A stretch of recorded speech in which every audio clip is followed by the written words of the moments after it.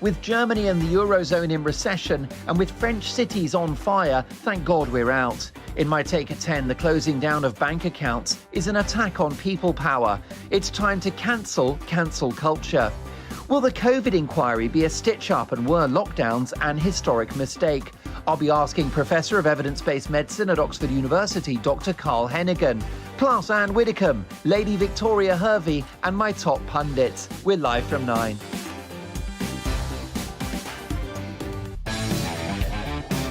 Like all families, we have arguments every now and then, but actually we agree on what the mission of GB News is, and that's the most fundamentally important thing. GB News provides the kind of platform that lets all voices be heard. We don't hold back. We're free to say what we really think. Just because some people who live in a tiny little Westminster bubble think that their particular story is important, that's not the most important story for me. And often they will be difficult stories that you won't find on the establishment media. Because what people think in the north of England may be very different to what they're thinking in the home counties. We're going to carry on telling the world what life is really like for households up and down the UK. We love to be in your car, in your kitchen as you're having your breakfast. Whatever you're doing, you are part of the show. If it matters to you, it matters to us. Britain's watching. Britain's watching. Britain's watching. We're proud to be GB News, the People's Channel, Britain's news channel. Join me, Patrick Christie's, Monday to Friday, 3 till 6. We tackle the day's news agenda like you've never seen before. It's high tempo, high octane, the most controversial topics, and the best guests. You will not be able to take your eyes and ears off it. I'm not afraid to ask the questions that you really want answered. 3 till 6 p.m, Monday to Friday on GB News, the People's Channel, Britain's news channel. Join me, Camilla Tominey, on Sunday mornings from 9:30, taking the politicians to task and breaking out of SW1 to see how their decisions are affecting you across the UK. Bursting the Westminster bubble every Sunday morning, only on GB News, the People's Channel. Britain's watching. Join us every night on GB News at 11 p.m. for Headliners, which is 3 top comedians going through the next day's news stories, which is exactly what you need, because when the establishment has gone crazy, you need some craziness to make sense of it. So join us 11 p.m. every night on GB News, the People's Channel, Britain's news channel. Hi, I'm Dan Wootton. You can watch me live on GB News Monday to Thursday from 9 p.m. And did you know that you can also watch and listen live on our website, gbnews.com. You'll always be up to date on the latest breaking news, as well as enjoying the best stories, opinions and shows. You can even join the debate under our live player as you're watching. So head straight to gbnews.com on TV, radio and online. GB News, Britain's news channel. So Jubes and Kerr, we tackle the issues of the day with real robust debate, both sides of the fence, battling it out with me in the middle with my forthright opinions and views. And often really interesting things happen because you start with a position and then by the end of the debate you find actually, well, I might not have thought about that one. What we need in this country is 2 new political parties. You should maybe think about doing a 2024 calendar. I'm Michelle Dewberry and I'm keeping you company right through until 7 o'clock this evening. GB News, the People's Channel, Britain's watching. Congratulations to Nigel Farage, voted by you as the nation's best news presenter at the prestigious Trick Awards.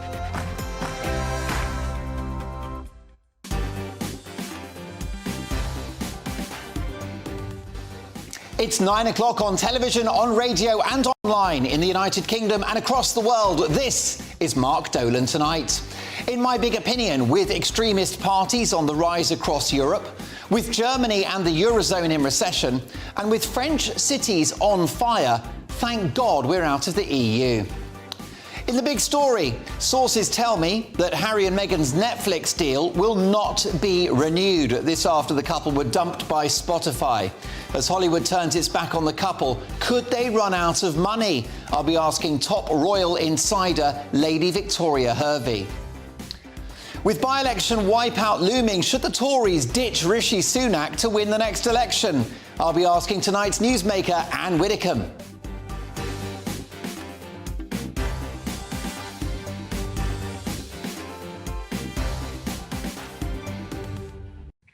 Plus, in my take at 10, the closing down of bank accounts is an attack on people power. It's time for the government to act strongly. So a busy 2 hours to come. My big opinion is on its way. You won't want to miss it. First, the headlines with Rhiannon Jones.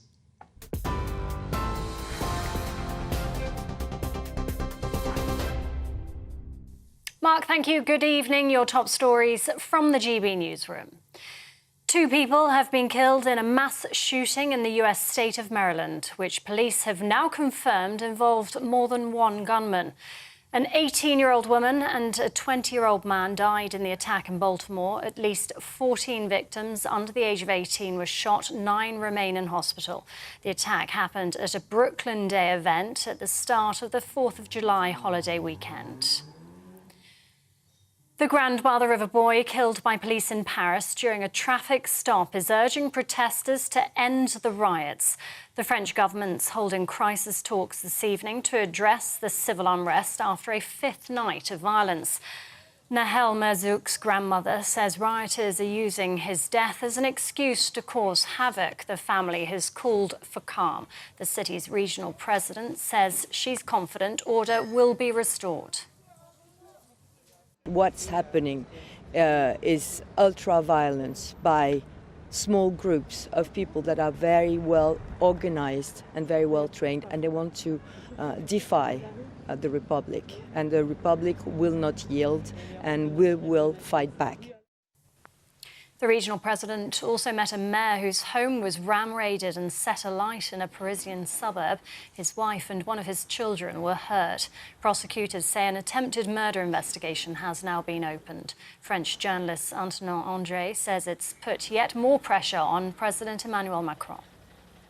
His family were attacked in his house during the night, and his wife and his 2 children had to left the house in emergency because there was fire in the house. And this is what is a very shocking thing this morning. And every mayors in France wants that the state and Emmanuel Macron take more measures to stop the chaos. The US President will meet King Charles and the Prime Minister when he visits the UK next week. Buckingham Palace has confirmed Joe Biden will visit Windsor Castle on the 10th of July. The White House says he's travelling to London to strengthen the close relationship between the nations. He'll then head to Lithuania for the NATO summit before heading to Finland. New measures to deal with disruptive demonstrations have come into force. They include expanded police powers to move on static or slow-walking protests like those used by Just Stop Oil. A criminal offence to tackle disruption in tunnels has also been introduced, carrying jail terms of up to 3 years. Critics say the laws threaten the right to protest. And rail passengers are facing yet more disruption over the next week. ASLEF members at 16 train companies in England will refuse to work overtime, which operators rely on to run their full timetable. The union says it's calling for fair pay, but the rail delivery group says ASLEF rejected its last offer of a £5,000 raise, which would bring the basic salary for drivers working a 4-day week to nearly £65,000. Services will be affected from Monday through to Saturday. TV, online, DAB+ radio and on TuneIn. This is GB News Now. It's back over to Mark.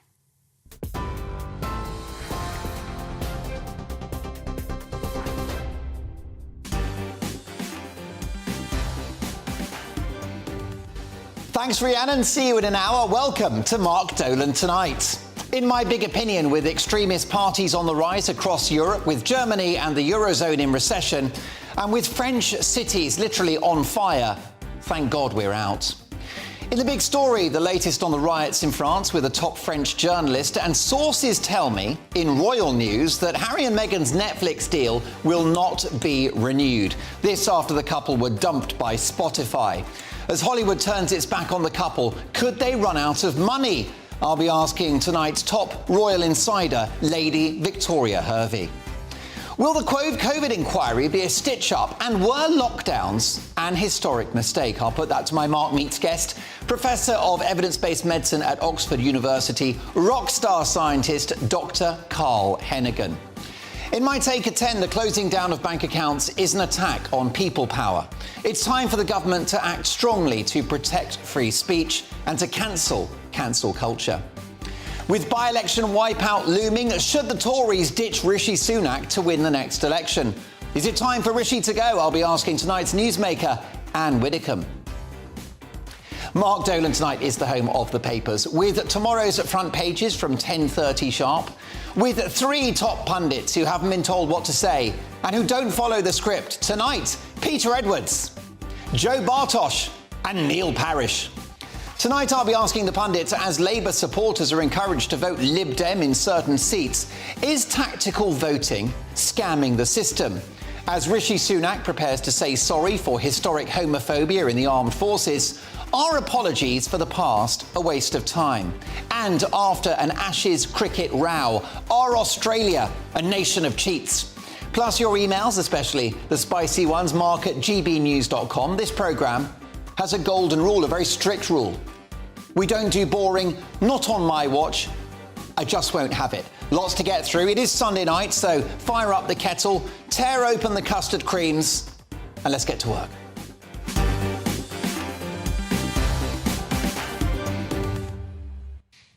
Oh dear, this doesn't really fit the script, does it? Dutch farmers in revolt, extremist populist parties on the rise across Europe, countries like Spain, France and Italy on the precipice of a sovereign debt crisis, and France ablaze with supposedly the most civilised nation on earth, a sophisticated and mature Western democracy, in a state of near civil war, with the authorities close to losing control of some of France's great cities.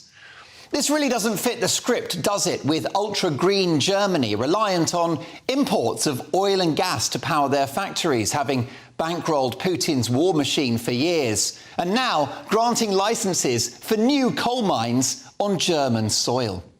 This really doesn't fit the script, does it, with both Germany and the Eurozone deep in recession. Meanwhile, peaceful, diverse, integrated Britain building a modest but sustained economic recovery. We have law and order on the streets, and a political scene as mild as a night out with Mary Berry, and a country which is happily recession-free. But we're out of the European Union, and their wonderful grown-up politics and their brilliant energy policies and their amazing wisdom on the economy and their well-functioning societies. I thought they were better than us. And it would be a disaster if we left. What's going on? I'm so confused. It's a matter of deep amusement to me that as the credibility of the EU hangs by a thread thinner than posh spice on a diet, Brexit gets better by the day. The decision by 17.4 million people to leave the bloc in 2016 is ageing better than Sophia Loren. Now, what's happening in France is very sad, particularly for the poor lad that was shot dead by cops, a horrific crime which sparked all of this. And it's a tragedy for French families who are afraid to leave their own home after 5 nights of torched cities, eye-watering violence, arson, looting, burglaries, stabbings, muggings, shootings. It's a terrible state of affairs, and I'm sure that you'll join me in praying for a resolution to this crisis. France is a great ally, and in spite of a bumpy relationship over the years, they are our friends. But it's worth noting that if we were still in the bloc, with free movement, those causing such carnage in France would be free to come here and do the same. It's a reminder of two things. That if you have migration into a country, you must work to integrate those who arrive, something that we're very good at, as our fabulously diverse cities demonstrate, and something the French do terribly, with the isolation, enforced poverty and ghettoisation of migrant populations, kettled in no-go areas around Paris, Marseille and beyond.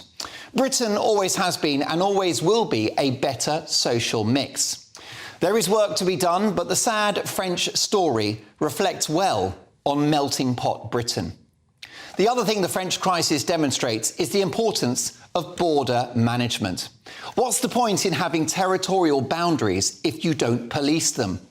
Britain has prospered mightily from immigration, and there will always be a humanitarian argument for taking people fleeing for their lives. But uncontrolled illegal migration is an unedifying spectacle and is unacceptable to the vast majority of the British people. People breaking the law to cross the Channel, largely fit young men and of late predominantly Albanians, lobbing their phones and documentation into the sea as they make that perilous crossing, is a humanitarian, national security and economic disaster, something the French are literally dealing with as we speak. Don't take my word for it. Here is a video released by the Polish government effectively trolling and taking the mick out of France as they proudly demonstrate how rigorous their border controls are. Take a look.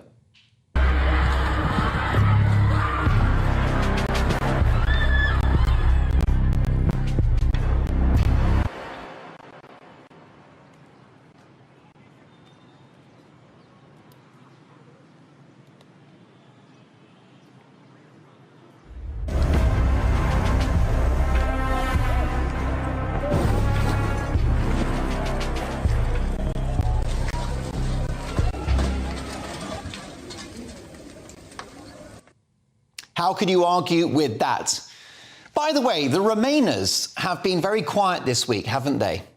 The idea that we're supposed to look up to countries like France for their mature governance and grown-up politics is now laughable. The National Front will probably win the next French election, and far-right populism is on the rise across the continent. But we're the bad people, the horrible extremists that voted for Brexit. Do keep up. The cost of living crisis that you, my viewers and listeners, are struggling with every day is the number one issue facing this government, absolutely. But law and order on the streets and a country that enforces its borders is of critical importance to most people too. Outside of the EU now, although it's not perfect, Britain is largely getting it right. And who would swap places with war-torn France or recession-hit Germany? And could anyone seriously make the argument for rejoining that shit show now? Good luck with that. As Europe descends into economic, political and societal chaos, the case for Brexit grows by the day. Thank God we're out.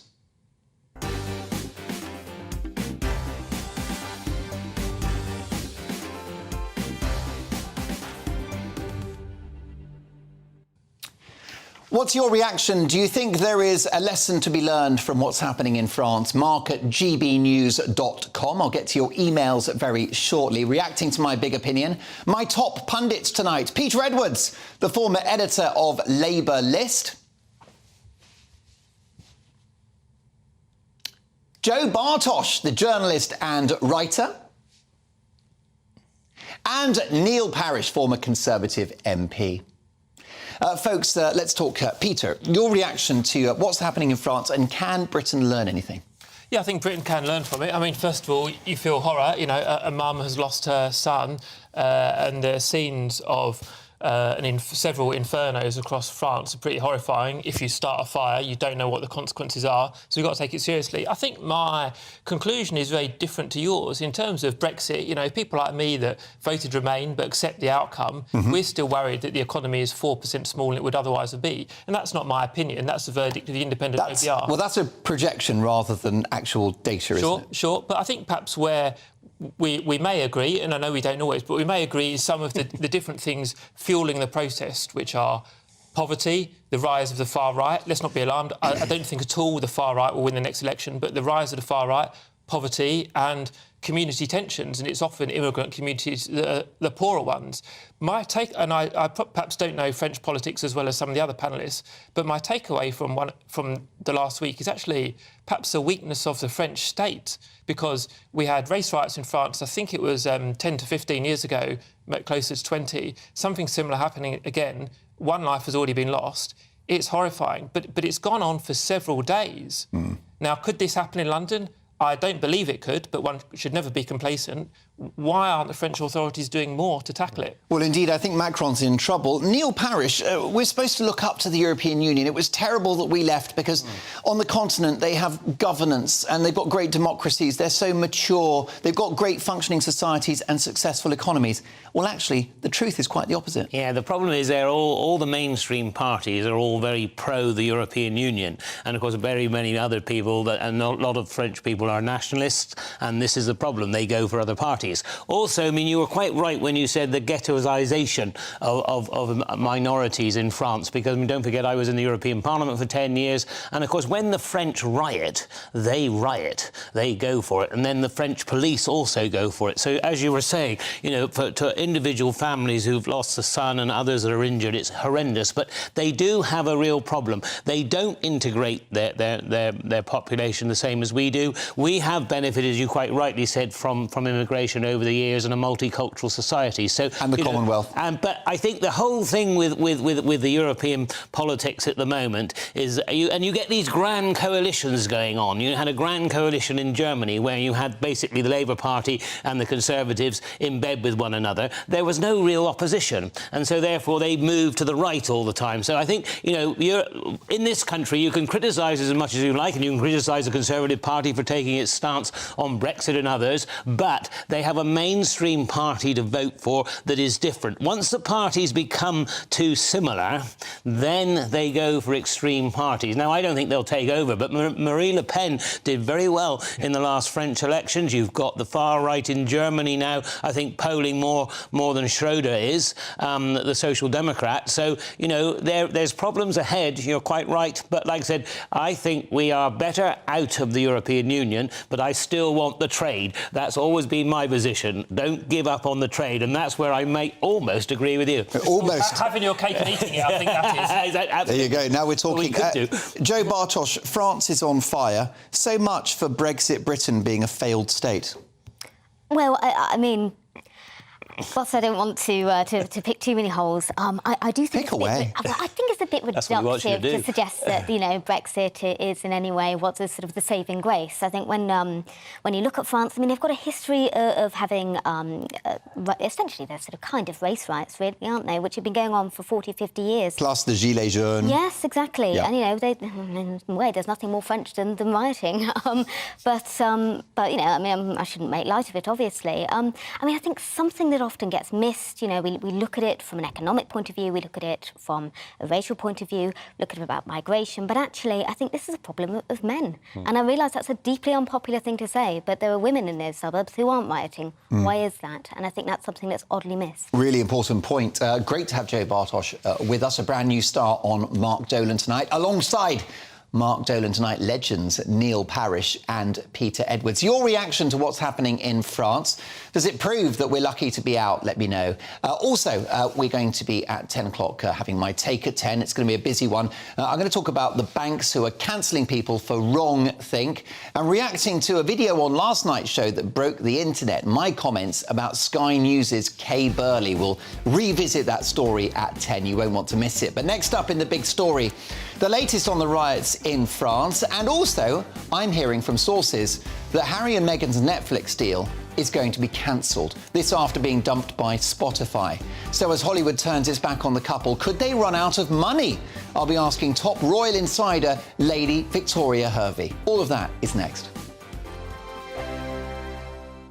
First and foremost, I am a GB News fan, and I was before I was working here. Just love the fact that we're asking the questions that a lot of establishment media won't ask. With a bit of a twist, we not only want to inform you, but we want to keep you entertained. It's worth the drive because you get in and the team's all ready and waiting, they're itching to go, and it's a proper little family. GB News is the people's channel. It's the audience that makes the programme sing. We're giving our viewers and our listeners a voice. I see the thousands of your letters, tweets, emails, you name it, coming in. Britain is broken. How on earth did we get into this mess? But more importantly, how do we get out of it? The establishment had their chance. Now we're here to represent you. It's time for something different. It's time for GB News. I'm very patriotic. I believe in Britain. Our best days lie ahead. Britain's watching. Britain's watching. Join us here on GB News. The people's channel. Britain's news channel.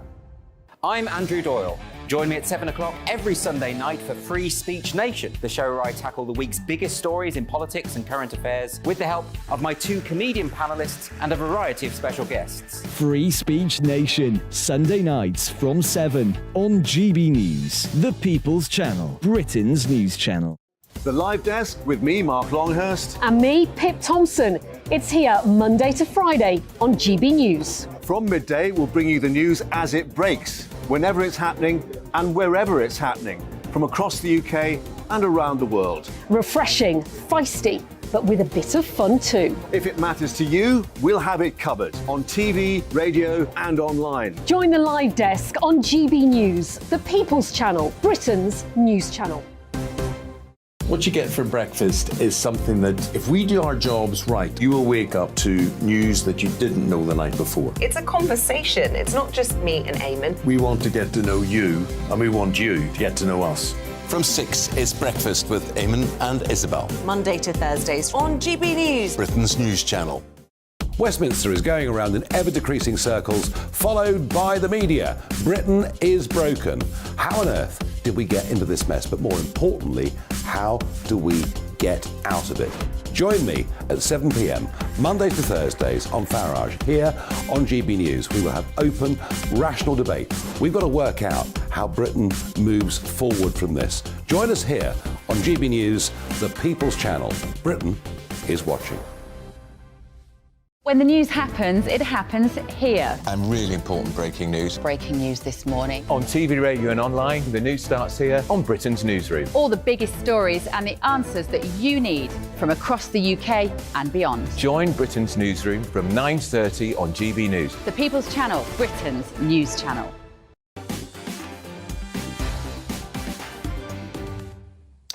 The Eurozone is in recession, the Dutch farmers are in revolt, and France is on fire. Based upon the views expressed in my big opinion, I'm going to say it's lucky that we're out of the EU. What's your reaction? Mark at gbnews.com. The emails are coming in thick and fast. Caton says, Mark, this is something that's coming here soon if Sunak and his weak government don't act now. Jackie says, hi, Mark, your monologue was so right as usual. I don't know about that, Jackie, but thank you. Aren't we lucky that some of us were smart enough to vote to leave? We have nothing to fear as long as we sort out our border control and keep them all out. Michelle says, Mark, I agree with you. The Germans, Italians and French all wanted to come out of the EU.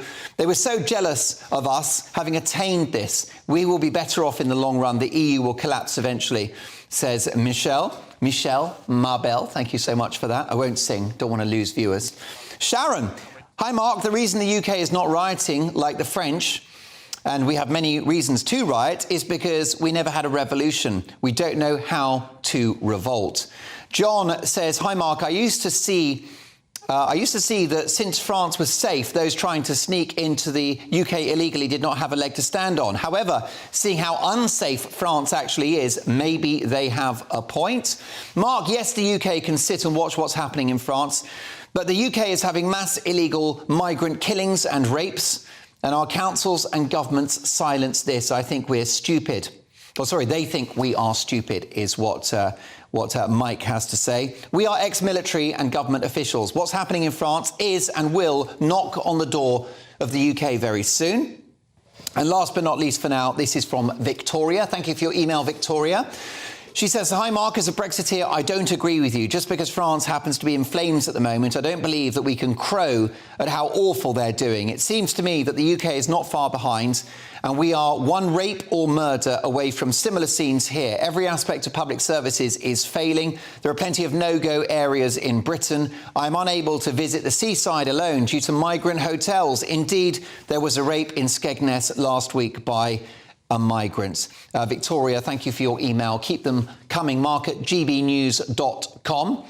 Let's get to the big story now. And sources tell me that Harry and Meghan's Netflix deal will not be renewed. This after the couple were dumped by Spotify. So as Hollywood turns its back on the couple, could they actually run out of money? Let's speak to our top royal insider, Lady Victoria Harvey. Victoria, this could be a financial problem. These two have outgoings. Yes and no. I think they've made so much money over the last couple of years that actually, even if this Netflix deal does get cancelled in 2025, sure, they probably might have to cut some of their outgoings. But I think, with his book so far and what they would have made from Netflix, I think they should be all right.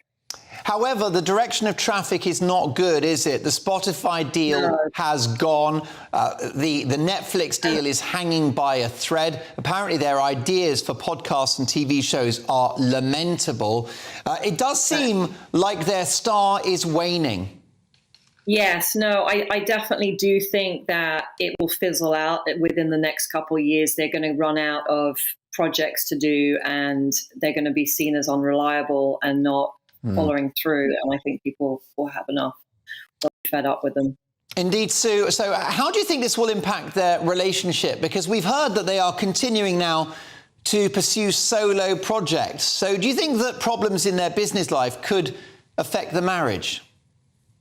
I think, yes, I'm sure it will be. The ongoing pressure, the media, constant criticism, it's going to affect a relationship for sure. And I think, being with someone and working with them, that is a lot of pressure. And especially if things are not going well, you look at all the media they're getting, and they probably have a very large PR team, I imagine. So they're probably trying to figure out which way this is going to go. And I don't really see her getting a film career, because I think she is so well known as Meghan Markle, the person, that it will be hard for her to play another role from this.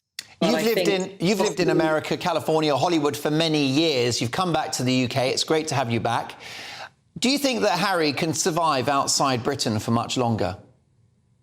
No. I think once this Netflix deal is done, I think he is going to have to come home at some point and make amends with his family. I don't think there's going to be any other way out for him.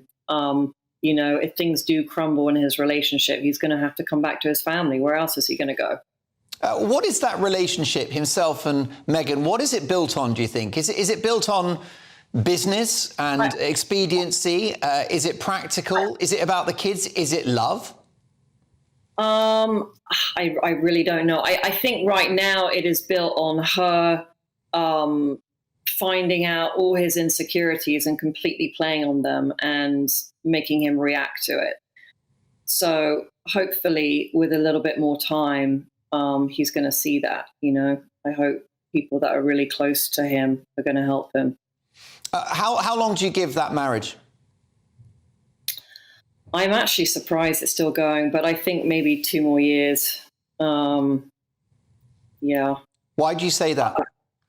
I don't know. That is just a guess. But I think with everything, by the time the Netflix deal is over, I don't think they're going to know what to do. They would have burnt so many bridges with family, with Hollywood, with anyone in the entertainment business. I don't know. Where can you go from that? Where else can they go? Well, yes, that's right. I mean, it's clear, you've got lots of friends and lots of contacts in America and in Hollywood. And it seems that they've definitely lost their popularity out there. The deals are drying up. What do you think the American public make of these two these days? The problem is, he's making all his money from selling out his family. And so it's going to get to a point where the family are just not going to want to talk to him again. And when that happens, what does he do? So right now that, he's kind of, he's still got his kids with the titles and he's sort of coming back to England a little bit. But now Frogmore is gone. Where is he going to stay when he comes to England if he's so worried about his security? He can't just, stay somewhere that isn't a royal residence. I mean, I guess he will have to do that.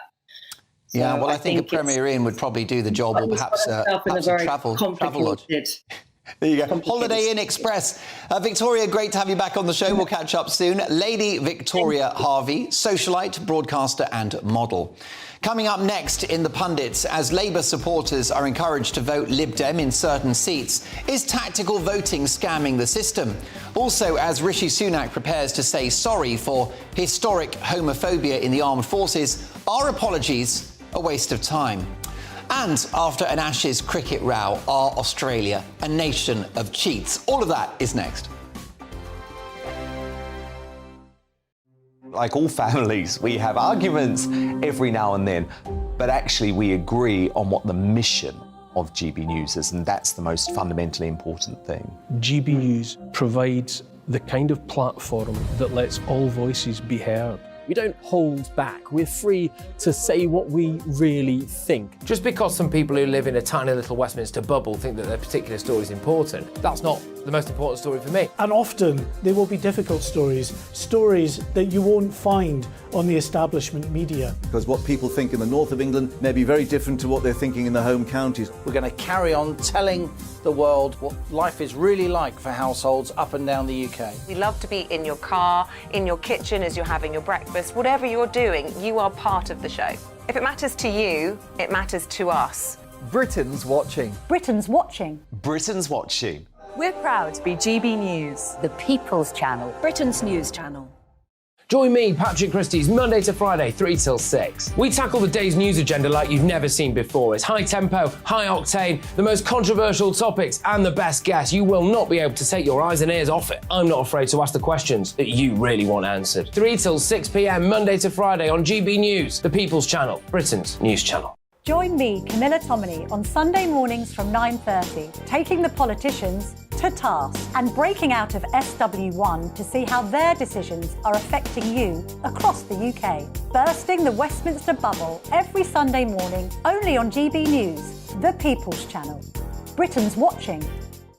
Join us every night on GB News at 11 p.m. for Headliners, which is 3 top comedians going through the next day's news stories, which is exactly what you need, because when the establishment has gone crazy, you need some craziness to make sense of it. So join us 11 p.m. every night on GB News, the People's Channel, Britain's news channel. Hi, I'm Dan Wootton. You can watch me live on GB News Monday to Thursday from 9 p.m. And did you know that you can also watch and listen live on our website, gbnews.com. You'll always be up to date on the latest breaking news, as well as enjoying the best stories, opinions and shows. You can even join the debate under our live player as you're watching. So head straight to gbnews.com on TV, radio and online. GB News, Britain's news channel. So Jubes and Co, we tackle the issues of the day with real robust debate, both sides of the fence, battling it out with me in the middle with my forthright opinions and views. And often really interesting things happen because you start with a position and then by the end of the debate you find actually, well, I might not have thought about that one. What we need in this country is 2 new political parties. You should maybe think about doing a 2024 calendar. I'm Michelle Dewberry and I'm keeping you company right through until 7 o'clock this evening. GB News, the People's Channel, Britain's watching.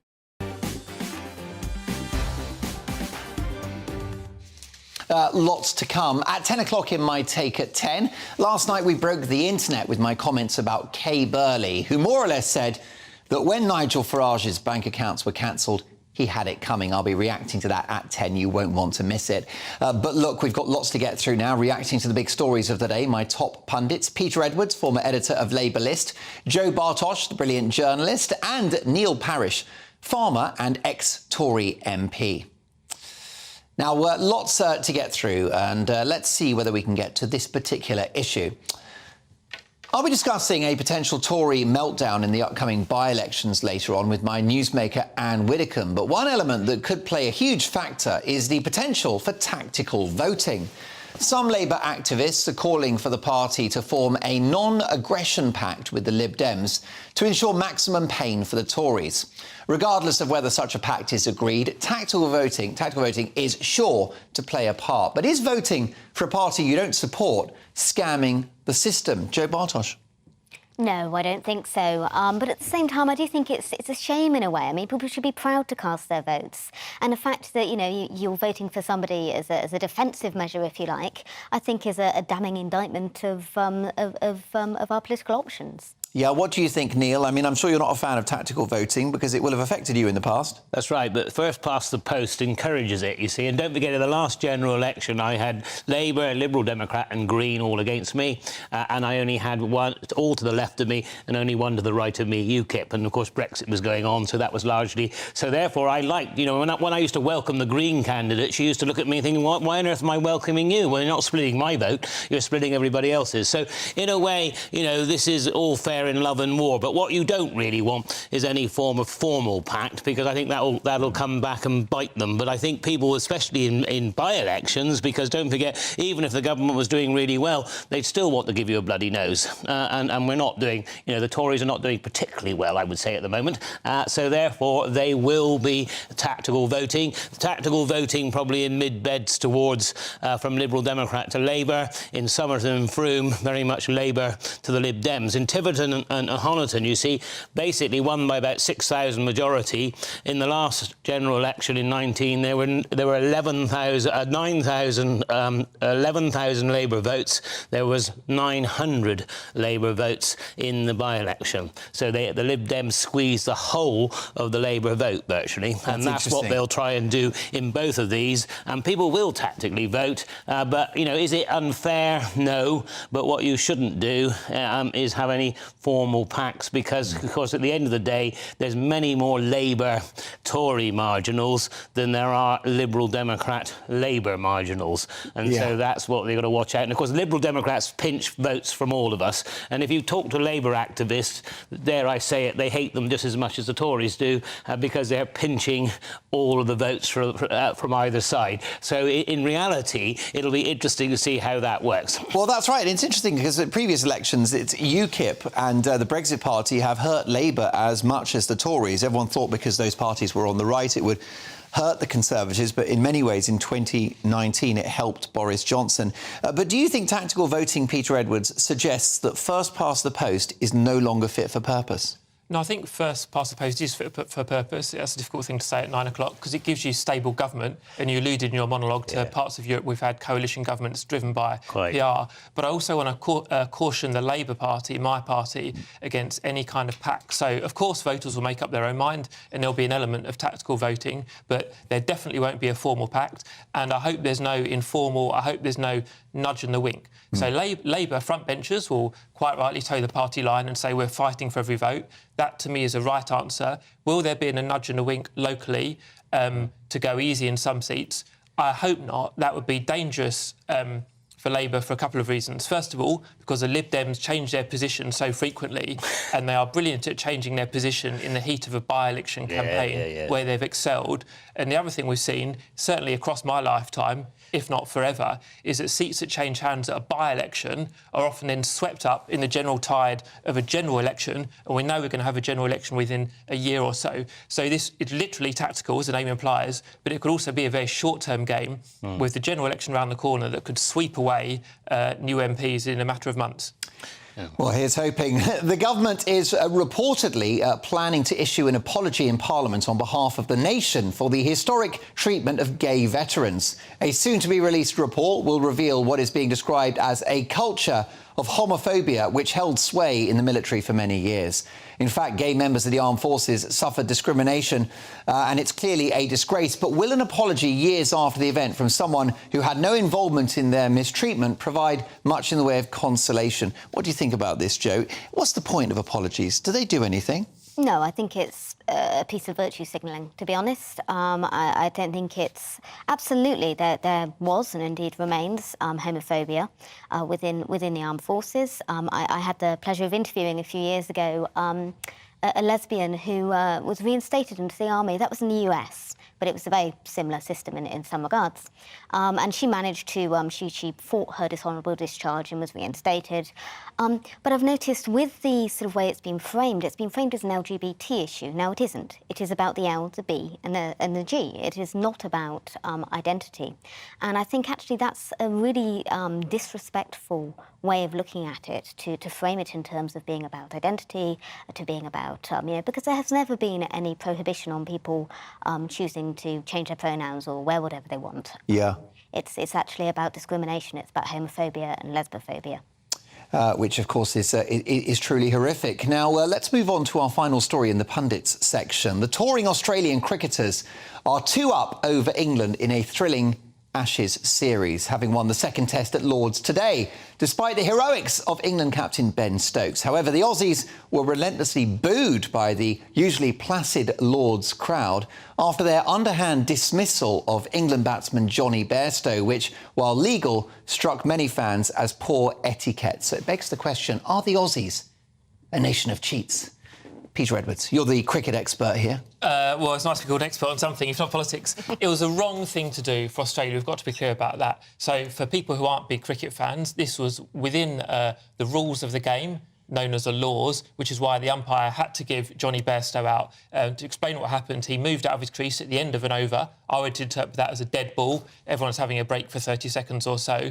And then the wicketkeeper threw the ball into the stumps, and when he broke the stumps, someone is out. But it's not within the spirit of the game, quite obviously. And I'd say a couple of things. First of all, the captain of Australia had the chance to withdraw the appeal, and he didn't do so. We all get things wrong in the heat of the moment, but when there became a furore, the captain, who I think you're showing now, could have withdrawn the appeal, having had a chance to think about it. Secondly, the members at Lords, MCC members, and I've been lucky enough to sit there on occasion, as you alluded to, they're incredibly polite, it's small C Conservative, they're fair. And when Steve Smith, who was an actual cheat, who apologised for ball tampering, came back, he got a big round of applause. When he scored a century, he got another round of applause. But today, the members were angry. I think there was a bit of booing, and I think there were some unsavoury comments. So the members, who are famous for being fair and balanced, condemned the Aussies, and I'm afraid the Aussies deserve to be condemned. The Aussies are ruthless, and they determined to win. Our biggest mistake was to declare in the first test, because we'd have won that one. You don't give them an inch, because they will take more than a mile. And I don't sort of for any way condone their behaviour, but what they are is they're absolutely ruthless operators, and unless we're almost as ruthless, and we don't have to go into gamemanship like they did, but we do have to be much more ruthless if we're going to win these Ashes back, because every time they win them, and it's time we got them back. That's the thing. There you go. Well, listen, I've got to say, I love Australia. I love the Australians. I think the cricketers are a bit naughty and a bit cheeky, but our boss at GB News is Australian. And let me tell you, he's an absolute dreamboat and always fair. Listen, at 10 o'clock, it's My Take at 10. You won't want to miss it. Who do these banks think they are, cancelling people's bank accounts for wrong opinions? This is a war on people power, and I'll be reacting to that at 10 o'clock. And I'll be dealing with Sky News' Kay Burley. We broke the internet on this show last night, talking about her. We will revisit that at 10. And let me tell you, sparks will fly. But next up, will the COVID inquiry be a stitch-up? And were lockdowns an historic mistake? I'll put that to my Mark Meets guest, Professor of Evidence-Based Medicine at Oxford University, rock star scientist Dr. Carl Hennigan. Plus, the results of our first Twitter poll are in. We'll give you those after the break. Are the Aussies a nation of cheaters? I shall reveal all in 2.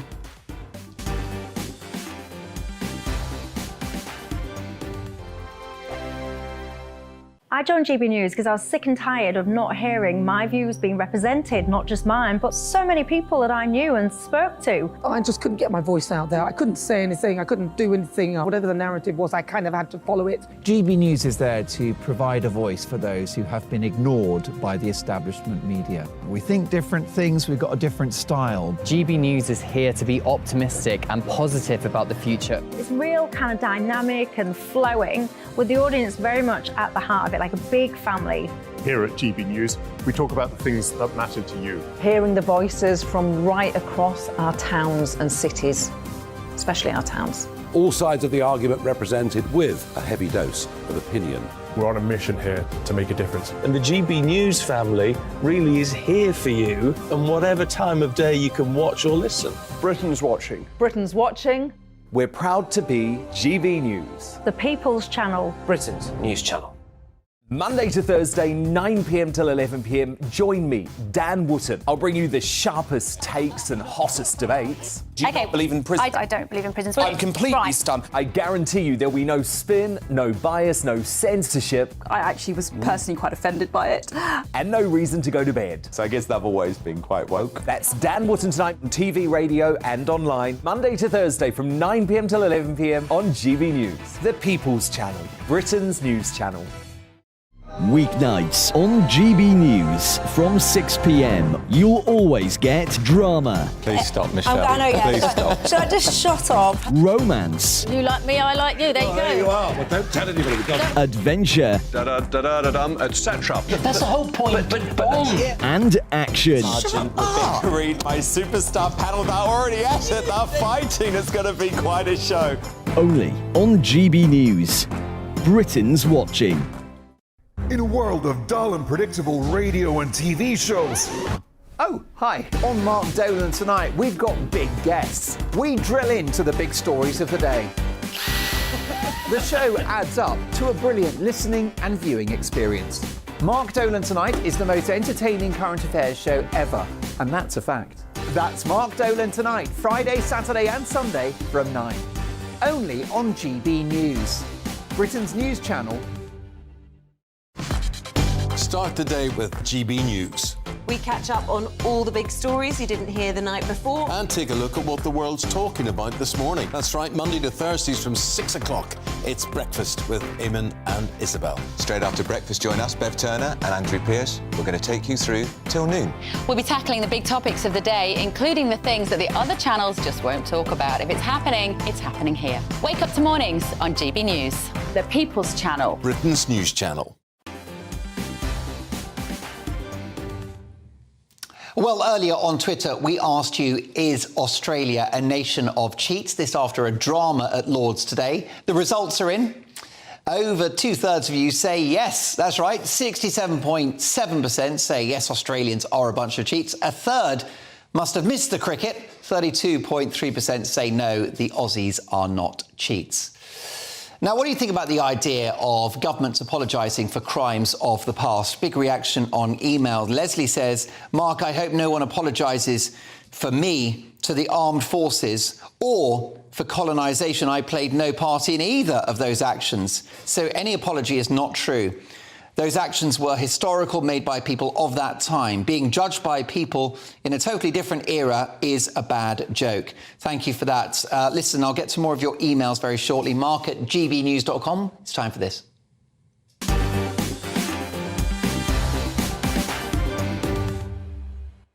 Yes, it's time for Mark Meets, and a man who has been a prominent, important and balancing voice in the course of the pandemic, looking at data to evaluate the effectiveness or otherwise of COVID measures. What he's had to say hasn't always fitted the government script or indeed the mainstream scientific narrative. Carl Hennigan is an NHS urgent care doctor and Professor of Evidence-Based Medicine at the University of Oxford. He joins me now. Professor Hennigan, welcome to Mark Dolan tonight. Can you identify the moments in the course of the pandemic when a measured and evidence-based approach to public health measures appeared to have been discarded? Yeah, no, that's quite a big question. I think what we did in the pandemic is turn to modelling and kept trying to predict the future and not actually look at the data and evidence and try and work out what was going on at the time. I think everybody had a moment where they questioned the dogma and the mantra. And I think for everybody, that was an important position. Some very early on, our group looked at it in about early April and said there's something wrong with our reaction, the data. But everybody through 2020 and 21 had that change in their view. The problem is, Mark, there are still some people, though, who haven't looked at the data or the evidence and haven't changed their position. And one of them last week was Matt Hancock, who still believes that what we should have done is lock down harder and faster. So that's one of the key problems. Is we've still got people who haven't looked at the evidence and sort of reflected and said, look, I got it really wrong. Yes, and perhaps they have a political motivation not to look at that evidence, Carl. Now, we obviously have to have sympathy for public figures who are tackling this unprecedented pandemic. Do you feel that government scientists who should have been speaking truth to power and relying on data became akin to politicians themselves? Yeah, so one of the key things here is what you had is people who are academics almost wanting to be politicians, amateur politicians. And one of the problems is if you're a scientist or you're into evidence is what you shouldn't do is come up with the policy and then retrofit evidence to that policy. One of the key things I did throughout the pandemic was reflect the uncertainty. When you're not sure about what to do, is you should sit back and reflect. But because the panic, the fear was so great, we kept operationalising more and more policies. Throughout 2020, we had over 200 different policies. I'm sure most people at times couldn't even remember what they were. But what's important about the COVID inquiry is to say Module 2 will look at whether they work. The key is in Module 1 is we're looking at, were we prepared? Were we resilient? And I can tell you what's coming out of this. Actually, after week 3, I'm feeling the KC, who's doing the job for the COVID inquiry, slowly teasing out that it was complicated, the government was confused, and actually they were completely unprepared. And it's not just England. Actually, for once, we're unified with Scotland. They're exactly the same, totally unprepared, whether it was from the economic decisions, many of the decisions we made, we never even thought about them, or prepared for them. So what happened is, in effect, it was being made up on the hoof by a very small number of people. And of course, low ICU capacity and an NHS already at full stretch.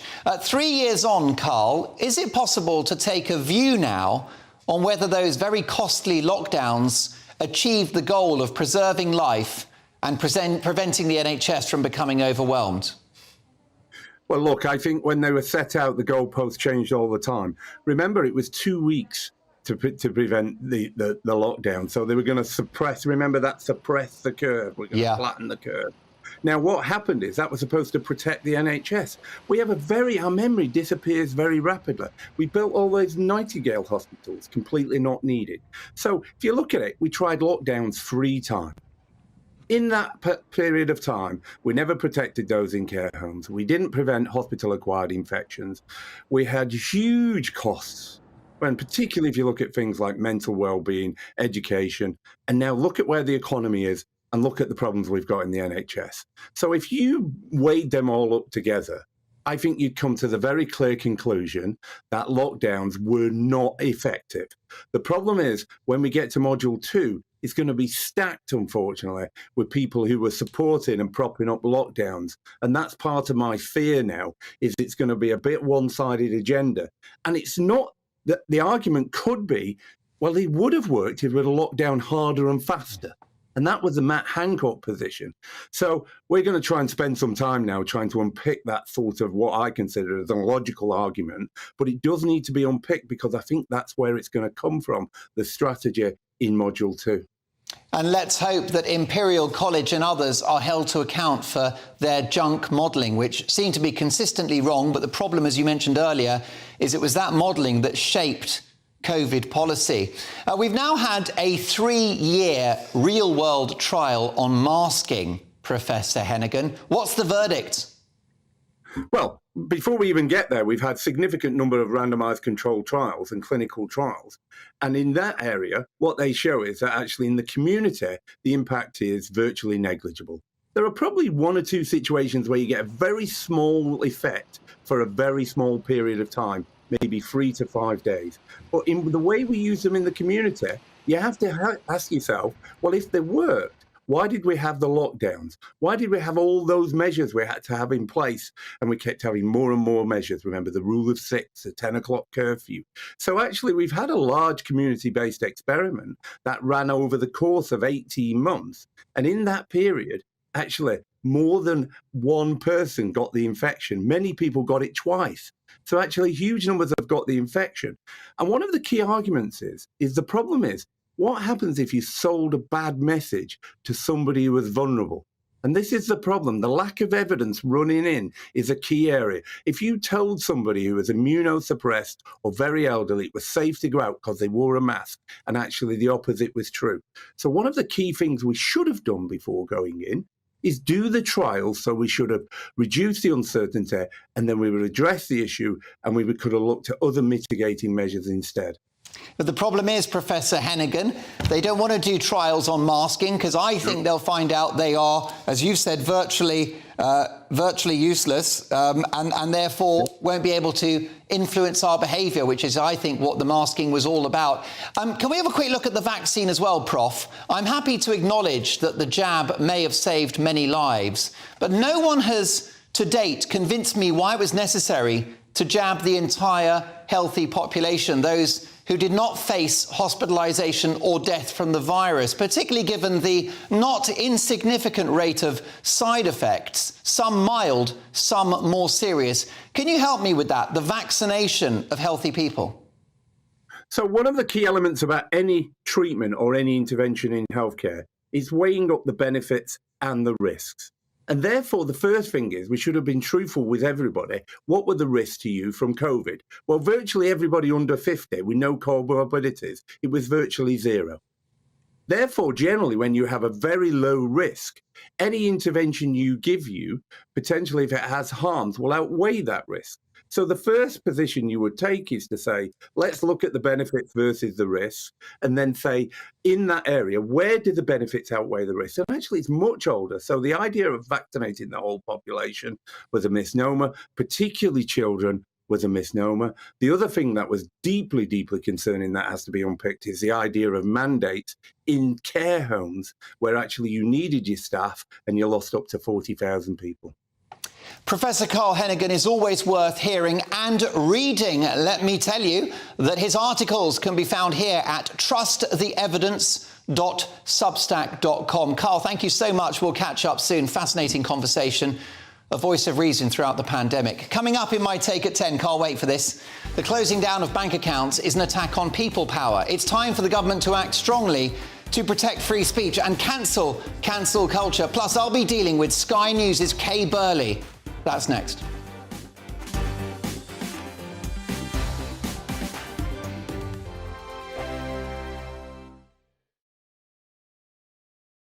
First and foremost, I'm a GB News fan, and I was before I was working here. Just love the fact that we're asking the questions that a lot of establishment media won't ask. With a bit of a twist, we not only want to inform you, but we want to keep you entertained. It's worth the drive because you get in and the team's all ready and waiting, they're itching to go, and it's a proper little family. GB News is the People's Channel. It's the audience that makes the programme sing. We're giving our viewers and our listeners a voice. I see the thousands of your letters, tweets, emails, you name it, coming in. Britain is broken. How on earth did we get into this mess? But more importantly, how do we get out of it? The establishment had their chance. Now we're here to represent you. It's time for something different. It's time for GB News. I'm very patriotic. I believe in Britain. Our best days lie ahead. Britain's watching. Britain's watching. Join us here on GB News. The People's Channel. Britain's news channel.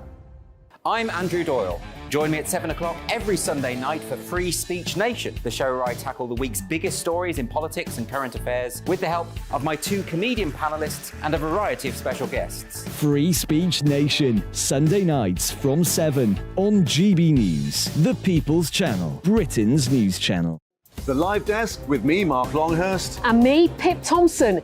It's here Monday to Friday on GB News. From midday, we'll bring you the news as it breaks, whenever it's happening and wherever it's happening, from across the UK and around the world. Refreshing, feisty, but with a bit of fun too. If it matters to you, we'll have it covered on TV, radio and online. Join the Live Desk on GB News, the People's Channel, Britain's news channel. What you get for breakfast is something that, if we do our jobs right, you will wake up to news that you didn't know the night before. It's a conversation. It's not just me and Eamon. We want to get to know you, and we want you to get to know us. From 6, it's Breakfast with Eamon and Isabel. Monday to Thursdays on GB News, Britain's news channel. Westminster is going around in ever-decreasing circles, followed by the media. Britain is broken. How on earth did we get into this mess? But more importantly, how do we get out of it?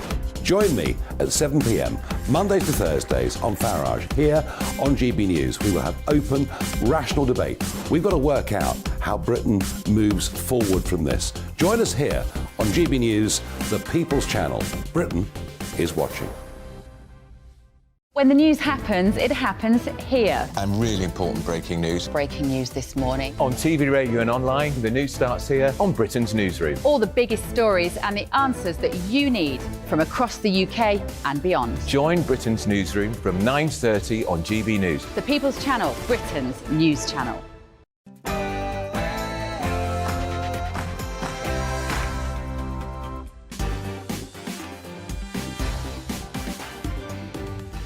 It's 10 o'clock on television, on radio and online in the United Kingdom and across the world. This is Mark Dolan Tonight.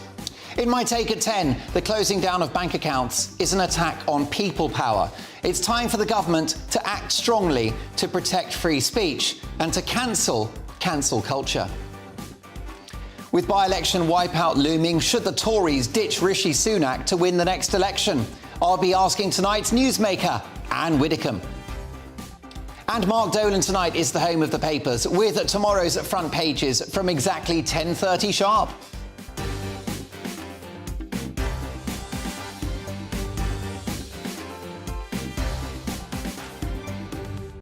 Plus, my pundits will be nominating their headline heroes and back page zeros. And I'll be dealing with Sky News' Kay Burley. Find out why in just a couple of minutes.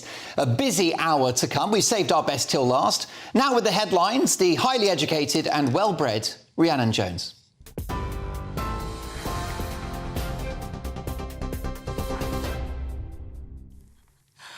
Mark, thank you. Good evening. I'm Rhiannon Jones. Here are your top stories from the GB newsroom. 2 people have been killed in a mass shooting in the US state of Maryland, which police have now confirmed involved more than one gunman. An 18-year-old woman and a 20-year-old man died in the attack in Baltimore. At least 14 victims under the age of 18 were shot. 9 remain in hospital. The attack happened at a Brooklyn Day event at the start of the 4th of July holiday weekend.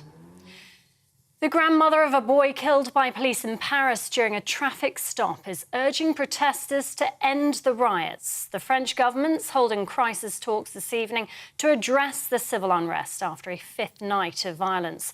Nahel Mazouk's grandmother says rioters are using his death as an excuse to cause havoc. The family has called for calm. The city's regional president says she's confident order will be restored.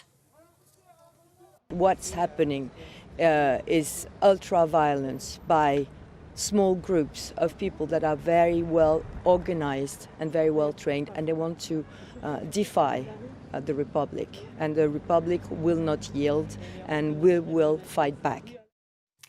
And the regional president also met a mayor whose home was ram-raided and set alight in a Parisian suburb. His wife and one of his children were hurt. Prosecutors say an attempted murder investigation has now been opened. French journalist Antonin André says it's put yet more pressure on President Emmanuel Macron. His family were attacked in his house during the night, and his wife and his 2 children had to left the house in emergency because there was fire in the house. And this is what is a very shocking thing this morning. And every mayors in France wants that the state and Emmanuel Macron take more measures to stop the chaos. The US President will meet King Charles and the Prime Minister when he visits the UK next week. Buckingham Palace has confirmed Joe Biden will visit Windsor Castle on the 10th of July. The White House says he's travelling to London to strengthen the close relationship between the nations. He'll then head to Lithuania for the NATO summit before going on to Finland. New measures to deal with disruptive demonstrations have come into force. They include expanded police powers to move on static or slow-walking protests like those used by Just Stop Oil. A criminal offence to tackle disruption in tunnels has also been introduced, carrying jail terms of up to 3 years. Critics say the laws threaten the right to protest. And rail passengers are facing yet more disruption over the next week. ASLEF members at 16 train companies in England will refuse to work overtime, which operators rely on to run their full timetable. The union says it's calling for fair pay, but the rail delivery group says ASLEF rejected its last offer of a £5,000 raise, which would bring the basic salary for drivers working a 4-day week to nearly £65,000. Services will be affected from Monday through to Saturday. TV online, DAB+ radio and on TuneIn. This is GB News. Now it's back over to Mark.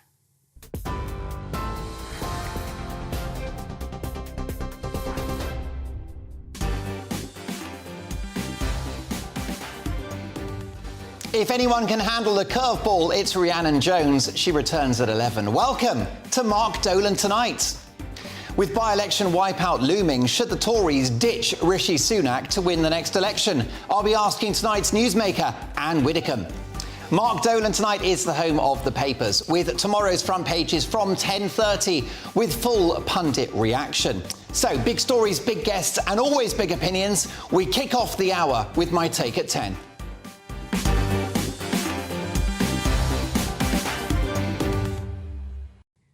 Have you noticed how in our increasingly illiberal world, wrongthink is eagerly punished? GB News star Nigel Farage has had his bank accounts shut down and he has no idea why. Lots of politically motivated individuals fail to see how troubling this development is and how it could come to bite them on the bum. Not least Sky News star Kay Burley, who effectively implies he may have had it coming. On this show last night, we broke the internet with this response to her comment. Take a listen. Folks, Kay Burley, the breakfast TV presenter at Sky News, has had a bit of a dig at Nigel Farage. Now, Nigel Farage, GB News presenter, has had his bank accounts cancelled with no explanation whatsoever. Deeply concerning. Here's what Kay Burley had to say. Take a look at this tweet. She tweeted, "If 8 separate banks don't want your custom, I suppose you'd start to wonder why." What an insensitive thing to tweet. First of all, this is a guy that's, for no reason, he's not been informed why those accounts have been cancelled. Kay Burley doesn't have any empathy. She's not worried that she lives in a supposedly free country that would do that, based upon perhaps having the wrong political opinions. Plus, she's a journalist that doesn't want answers as to why it has happened. It's a shocking reaction and a disappointing low for television journalism. But I'll be honest with you, I'm not too worried about Sky News, because for the first time in the history of this programme, on a Friday night, we beat Sky News and BBC News for the entirety of the show by a significant margin. Why? Because of you, my viewers and listeners, who are so loyal, and we are building quite an army here on GB News and here on Mark Dolan tonight. So if you're enjoying the programme, and if you're enjoying the channel, tell your friends and tell your family, and let's change the world together. Who needs Kay Burley, and who needs Sky News? Who indeed? Those gloating over Farage's fate are making a grave error. It's Nigel now, but next time, it could be you. This worrying development of banks becoming highly politicised demonstrates that cancel culture now has a corporate arm and will hit you in the wallet, effectively rendering you a non-human being, an invisible, inert citizen, if you dare to stray from the agreed narrative on any number of issues. This is not, by the way, a conspiracy theory.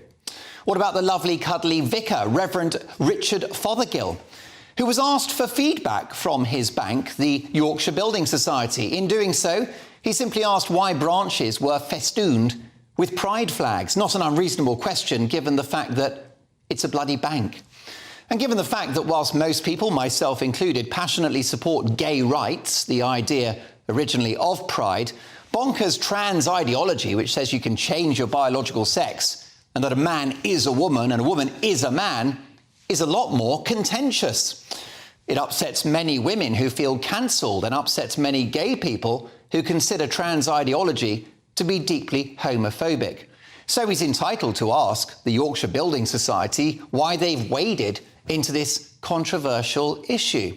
What was his reward for this harmless feedback? You guessed it, his bank account was closed down. Welcome to hell. Well, not the Reverend, he's going to heaven, he's got connections. During the pandemic, those that drew attention to the damage of lockdowns or their inefficacy, or those who questioned why absolutely everyone had to be vaccinated, including healthy young people, saw their social media accounts shadow banned, suspended or shut down altogether.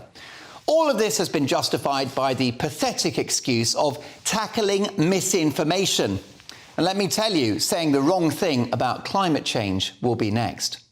And here's the thing, all too often these days, so-called misinformation plus 6 months equals the truth. With the closing down of bank accounts, this war on the people has reached a new frontier. It's my view that the government need to urgently draw up legislation making sure that no banking organisation can deprive you of an account based upon your political views. As far as I'm concerned, you can think that the Earth is flat, you can think that alien spaceships are about to land on the planet tomorrow, or you can even think that James Blunt is the best singer since Paul McCartney. I know that's stretching it a bit. But either way, you ought to be able to continue having a bloody bank account. Can you even believe that we're having this conversation? What a time to be alive. Perhaps there should be a brand new bank that doesn't care about the views of its customers and concentrates on loans, savings accounts and mortgages. Dare we dream? It's time to cancel culture. And the first people to deal with are these utter bankers.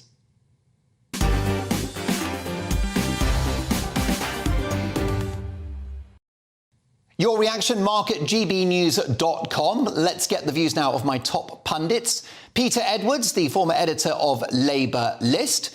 Joe Bartosh, the journalist and writer. And Neil Parish, ex-Tory MP and farmer, no less. Neil Parish, your reaction to banks being very censorious over people's political views? Well, I mean, they just can't do this, Mark, because, I mean, they can't have the banks being in judgment about what our political views are and shutting people's bank accounts down. I mean, they're not only are they shutting down bank accounts, they're shutting down branches. They don't like you using cheques anymore. I mean, the whole thing is becoming bizarre, and it's not for the banks to make judgment on all of us as to what our views are. Because right or left, we should be able to have a bank account and we should be able to go into our local branch and have a service. I mean, all of that's disappearing so fast, especially if you happen to be in the rural areas of this country. Very rarely now, most of our towns now, rural towns, have only got one bank if we're lucky. Sometimes just a building society, and everybody else has to share that. So the whole thing's gone bizarre, and it's not their job to make political judgment on what you think, what I think, what anybody thinks, left or right. I would just be just as cross if it was a really left-winger that had been banned or had their bank account shut down, because why should... And also, you know, how come the banks can actually come to a conclusion as to why somebody shouldn't have a bank account because of their views? Why are they judge and jury? How do they come to that opinion? It's not public, and therefore we should be able to go to any bank. There's never been enough competition either within the banking sector. That's always been my beef, and therefore this is just another way of just shutting people down. Yes, Joe Bartosh, these utter bankers are out of control. Absolutely. I mean, I think, how dare they, really? The hypocrisy as well of banks, which, you know, when you look at what they invest in, when you look at how they make their money, how dare they judge anybody? And I think, you know, it's very easy to say, oh, we use crypto or, you know, whatever, or use, you know, currencies that... But bank accounts are just fundamental. I mean, it's a part of living a normal life in civil society. It's a part of being able to pay your heating. It's a part of being able to buy your groceries. It is so fundamental. And to think that these sort of, well, basically these sort of, how dare they judge anybody, particularly given what banks tend to invest in. Peter Edwards, I think even socialists should be allowed to have a bank account. What do you think?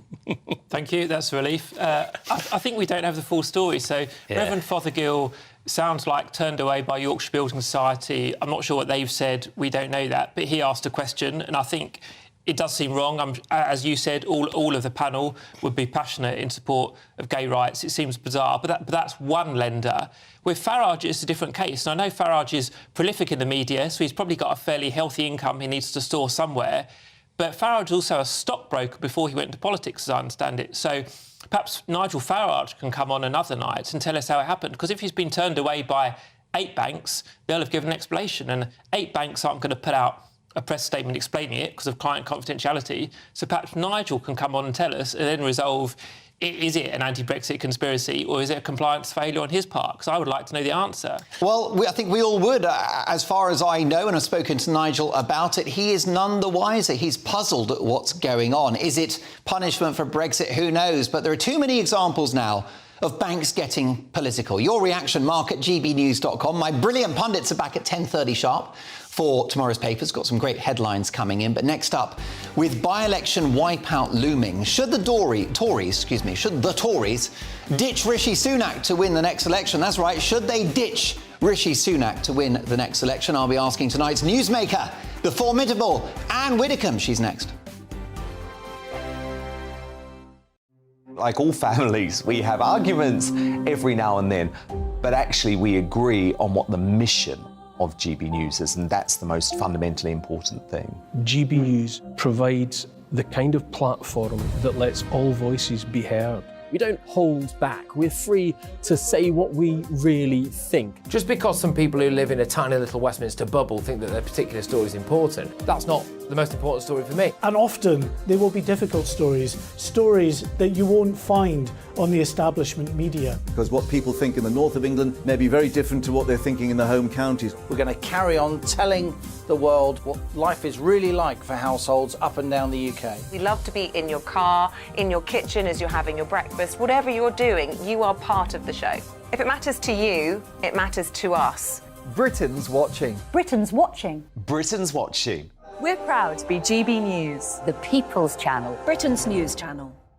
Join me, Patrick Christie's, Monday to Friday, 3 till 6. We tackle the day's news agenda like you've never seen before. It's high tempo, high octane, the most controversial topics, and the best guests. You will not be able to take your eyes and ears off it. I'm not afraid to ask the questions that you really want answered. 3 till 6 p.m, Monday to Friday on GB News, the People's Channel, Britain's news channel. Join me, Camilla Tominey, on Sunday mornings from 9:30, taking the politicians to task and breaking out of SW1 to see how their decisions are affecting you across the UK. Bursting the Westminster bubble every Sunday morning, only on GB News, the People's Channel. Britain's watching. Join us every night on GB News at 11 p.m. for Headliners, which is 3 top comedians going through the next day's news stories, which is exactly what you need, because when the establishment has gone crazy, you need some craziness to make sense of it. So join us 11 p.m. every night on GB News, the People's Channel, Britain's news channel. Hi, I'm Dan Wootton. You can watch me live on GB News Monday to Thursday from 9 p.m. And did you know that you can also watch and listen live on our website, gbnews.com. You'll always be up to date on the latest breaking news, as well as enjoying the best stories, opinions and shows. You can even join the debate under our live player as you're watching. So head straight to gbnews.com on TV, radio and online. GB News, Britain's news channel. So Jubes and Kerr, we tackle the issues of the day with real robust debate, both sides of the fence, battling it out with me in the middle with my forthright opinions and views. And often really interesting things happen because you start with a position and then by the end of the debate you find actually, well, I might not have thought about that one. What we need in this country is 2 new political parties. You should maybe think about doing a 2024 calendar. I'm Michelle Dewberry and I'm keeping you company right through until 7 o'clock this evening. GB News, the People's Channel, Britain's watching. I've got to say, tonight's big opinion is going viral. Well done to Georgia in our digital team. She always delivers.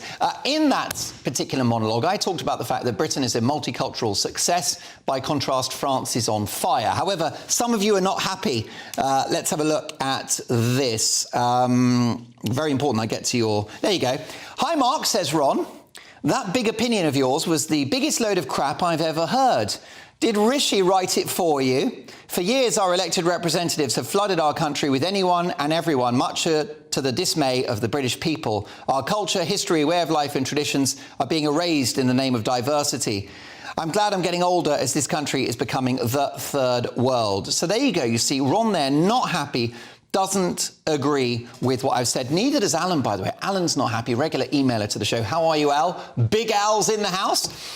Mark, Britain has benefited from migrants. Are you sure? That's on a par with vaccines are safe and effective. You really should hit the pop after the show, not before. Listen, this show is all about opinions. And it's a show in which the presenter, try and put the teeth back in, enjoys a proper debate. So if you disagree, do get in touch. You'll always get a fair hearing on this programme. It's time now for the Newsmaker, in which we speak to a fearless commentator on the big stories of the day. And with the Tories tipped to lose a 25,000 majority safe seat, currently occupied by Nadine Dorries, and with the likelihood of a triple by-election wipeout on the 20th of July, could this spell the end of Rishi Sunak? Let's put that to tonight's Newsmaker, former government minister, best-selling author and television personality Anne Widdecombe. Anne, I've been asking my viewers and listeners all day in an exclusive Mark Dolan Tonight People's poll, should the Tories ditch Rishi Sunak to win the next election? What's your view?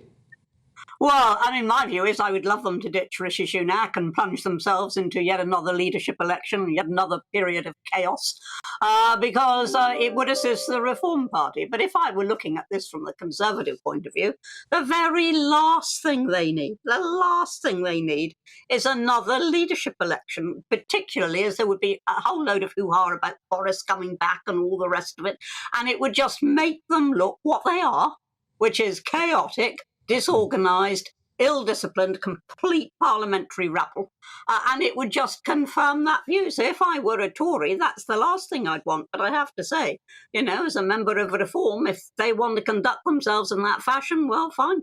You've left the Conservative Party, Anne, but you know it inside out. Do you think Rishi Sunak is safe, even in the event of a by-election wipeout? Yes, I think he's safe because, as I say, they won't want to go through another period of chaos and uncertainty, particularly with all the Boris stuff going on as well. They won't want that. So I think he is safe in the sense that, you know, not that everybody will have confidence in him at Westminster, but rather that people at Westminster would say, look, you know, we just can't afford to do this all over again. So from that point of view, he's safe. But you know, if there is a wipeout at these by-elections, he will have been sent a very strong message, which so far he is just not heeding. This Tory government is not Tory. It's not Conservative. It's not Unionist. It's neither of those things. And he is getting all this flack and all these bad election results, local elections, etc. And yet he doesn't see that simple fact. However, as the CEO of the country, do you think he edges it over Keir Starmer, which is the likely choice in a year's time? Well, I'd always rather have a Conservative administration than a Labour administration. I mean, I don't think that will come as a great surprise to anybody. But all I can say is, you know, that if Keir Starmer wins, he will be doing what this lot are doing anyway. You know, there isn't really that much difference between them. So if the, you know, with the subtext to your question is, you know, should we really be battering the Tories because it might put Keir Starmer in? We bought that last time as the Brexit Party. We bought into that argument last time, and looks what happened. You know, you've got a Tory government that's not Tory. Now, Anne, can I ask for your reaction to the news that the Supreme Court have blocked the Rwanda plan? Do you think it's dead in the water? No, not if the government is sufficiently determined, but it's going to take time. Nothing much is going to happen between now and really next summer, I would have said. Now, you know, the lower courts supported it, including the High Court. The Lord Chief Justice himself supports it. And yet, of course, he was outvoted by 2 dissenting voices. Now, you know, therefore, there is a chance if you take this to the Supreme Court, or, you know, you take further measures, or you make the law more explicit, or whatever it is you do, there is a chance that this can go through. And I think it should go through. I think it is a mighty good deterrent, but it won't be a deterrent so long as nobody's being sent there. Anne, a woman who lost out on a job after tweeting gender-critical views is to receive a £100,000 payout after a decision from an employment tribunal. I can see you applauding that judgment. Tax expert Maya Forstater did not have her contract renewed in March 2019 after writing tweets saying that people could not change their biological sex. She was found to have experienced discrimination whilst working for the Centre for Global Development. Anne, is common sense beginning to prevail? Oh, I think common sense has got a very uphill struggle ahead of it. Yes, now Maya Forstater, of course, I mean, A, could afford the action, B, is a very confident, high-profile career woman, and, you know, if I were going to tangle with somebody, I'd think twice about dangling with Maya. But it's Mr. and Mrs. Blogs that I worry about, the people throughout the country who are in ordinary jobs, who feel they cannot say what they think at work in case they will lose their jobs. Now, that used to happen in the Soviet Union. For that matter, it used to happen in Nazi Germany. But in my lifetime, it happened in the Soviet Union. Is that what we want to copy? Anne, how's your bank account looking? I've got no doubt it's overflowing from your years of best-selling books, television appearances, parliamentary salary, the small crumbs we give you from GB News. Your reaction to what looks to be a politically motivated decision to cancel Nigel Farage's bank accounts? I think it should be a legal requirement that if a bank is closing an account, it has to state why. And it might be something as mundane as you've abused your overdraft once too often, or it might be something as esoteric as you've been accused of money laundering. But whatever it is, you should be told at the point of closure. You should be told. And if the banks won't do that as a matter of decency, then they should be obliged to do it as a matter of law. And whatever we're paying you, it's not enough. We'll see you in a week's time. My thanks to former government minister, best-selling author, TV personality Anne Widdecombe, the jewel in the crown of Mark Dolan tonight on Sundays. Coming up, we've got the papers at 10:30 sharp with full pundit reaction. Plus, my pundits will be nominating their headline heroes and back page zeros. Lots to get, including your emails. mark@gbnews.com. Papers next. I joined GB News because I was sick and tired of not hearing my views being represented, not just mine, but so many people that I knew and spoke to. I just couldn't get my voice out there. I couldn't say anything. I couldn't do anything. Whatever the narrative was, I kind of had to follow it. GB News is there to provide a voice for those who have been ignored by the establishment media. We think different things, we've got a different style. GB News is here to be optimistic and positive about the future. It's real kind of dynamic and flowing, with the audience very much at the heart of it, like a big family. Here at GB News, we talk about the things that matter to you. Hearing the voices from right across our towns and cities, especially our towns. All sides of the argument represented with a heavy dose of opinion. We're on a mission here to make a difference. And the GB News family really is here for you, and whatever time of day you can watch or listen. Britain's watching. Britain's watching. We're proud to be GB News. The People's Channel. Britain's news channel. Monday to Thursday, 9 p.m. till 11 p.m. Join me, Dan Wootton. I'll bring you the sharpest takes and hottest debates. Do you not believe in prison? I don't believe in prison. I'm completely stunned. I guarantee you there'll be no spin, no bias, no censorship. I actually was personally quite offended by it. And no reason to go to bed. So I guess they've always been quite woke. That's Dan Wootton tonight on TV, radio and online. Monday to Thursday from 9 p.m. till 11 p.m. on GB News. The People's Channel, Britain's news channel. Weeknights on GB News from 6 p.m. You'll always get drama. Please stop, Michelle. I know, Please stop. Should I just shut up? Romance. You like me, I like you. There you go. There you are. Well, don't tell anybody. Adventure. Etc. That's the whole point. And action. Sergeant, the big green, my superstar panel, they're already at it. They're fighting. It's going to be quite a show. Only on GB News. Britain's watching. In a world of dull and predictable radio and TV shows. Oh, hi. On Mark Dolan tonight, we've got big guests. We drill into the big stories of the day. The show adds up to a brilliant listening and viewing experience. Mark Dolan Tonight is the most entertaining current affairs show ever, and that's a fact. That's Mark Dolan Tonight, Friday, Saturday and Sunday from 9. Only on GB News, Britain's news channel. Start the day with GB News. We catch up on all the big stories you didn't hear the night before. And take a look at what the world's talking about this morning. That's right, Monday to Thursdays from 6 o'clock. It's Breakfast with Eamon and Isabel. Straight after breakfast, join us, Bev Turner and Andrew Pearce. We're going to take you through till noon. We'll be tackling the big topics of the day, including the things that the other channels just won't talk about. If it's happening here. Wake up to mornings on GB News. The People's Channel. Britain's news channel. Who has cancelled Nigel Farage's bank account? That's a question from Ray. Why don't you name and shame them, says Ray. I think everyone knows which one. Well, I don't have that information at the moment. I certainly don't want to put Nigel in a tricky position, but I think we'll all agree the precedent of bank accounts being cancelled for wrongthink is deeply, deeply troubling. That was the subject of my Take at 10, which you can now catch up on via Twitter at GB News. My big opinion is there as well, with my reflections on the French riots. How about this?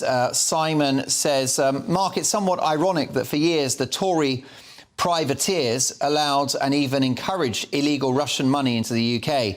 Yet when a true patriot speaks up, the government has obviously leaned on the financial organisations trying to dirty Farage's name. Simon, you're entitled to that view. There's no evidence for that, but this show is all about opinions, isn't it? So do keep them coming. mark@gbnews.com. By the way, quick one from Roger. Hi, Mark. Closing or cancelling bank accounts is absolutely nothing new. This happened to people associated with what is now Britain's second oldest radio broadcaster at 59 years old, Radio Caroline. You're quite right, Rupert, and of course, Roger, we've also got the precedent of the Canadian truckers having their accounts frozen during the pandemic. OK, folks, it's 10:30. It's time for this.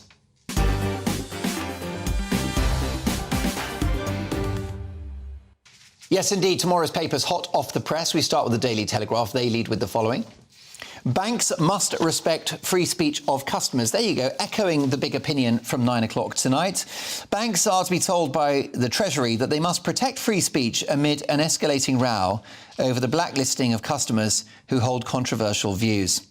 Jeremy Hunt, Chancellor, is understood to be deeply concerned that overzealous lenders are closing accounts because they disagree with customers' opinions, and has asked Andrew Griffiths, the City Minister, to investigate. There you go. So look, we're one step ahead, aren't we, on Mark Dolan tonight?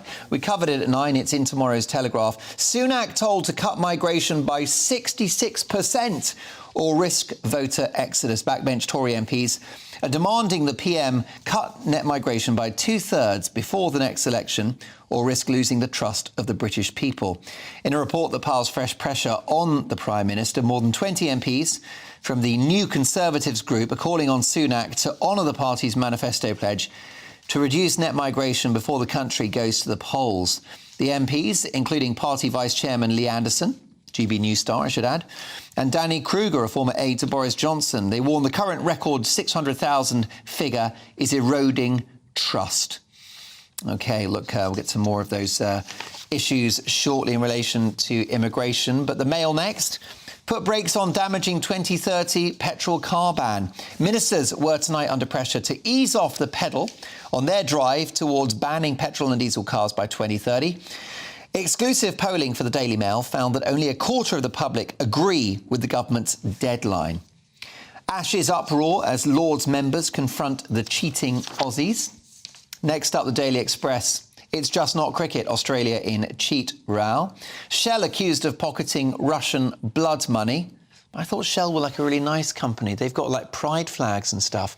I'm so confused, Joe Bartosh. Doctors raise spectre of NHS strikes until, wait for it, 2025. Striking hospital doctors are threatening more walkouts that will continue beyond next year unless they receive a 35% wage rise. Esther's a titan.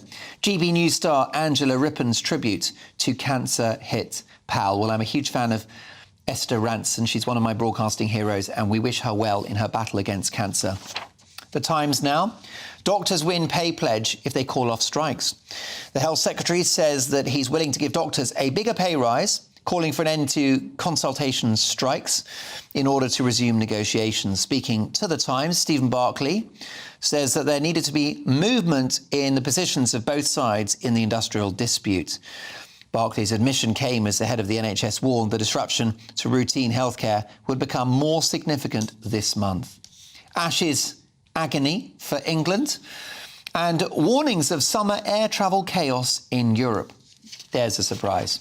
Metro, just not cricket. Ashes turns nasty as MCC members confront Aussies in Lord's Long Room over cheat row. And last but not least, some much-needed light relief. The Daily Star. Intergalactic warning. China's cosmic moon nukes. New arms race mining space rocks to make super weapons. China is plotting to mine the moon in a bid to create cosmic nuclear weapons, a UK Space Command boffin has warned. OK. What's that line from Dad's Army? We're doomed, Captain Mannering. We're doomed. I'm allowed to do the Scottish accent. I lived in Edinburgh for 4 years. I think there's Scottish blood on my mum's side. Get over yourself. Right, let's get full pundit reaction to those front pages. With the former editor of Labour List, we have the brilliant Peter Edwards returning to the show. We have a brand new star on Mark Dolan tonight, journalist and writer Joe Bartosh, and former Conservative MP and red-blooded farmer Neil Parish.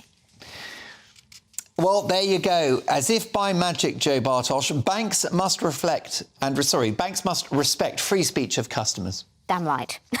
Yeah. It's amazing we're having this conversation, don't you think? Yeah, I mean, well, it's just another arm of cancel culture, isn't it? It feels like everything is being squeezed, from the online world to well, Maya for starter finally winning her payout.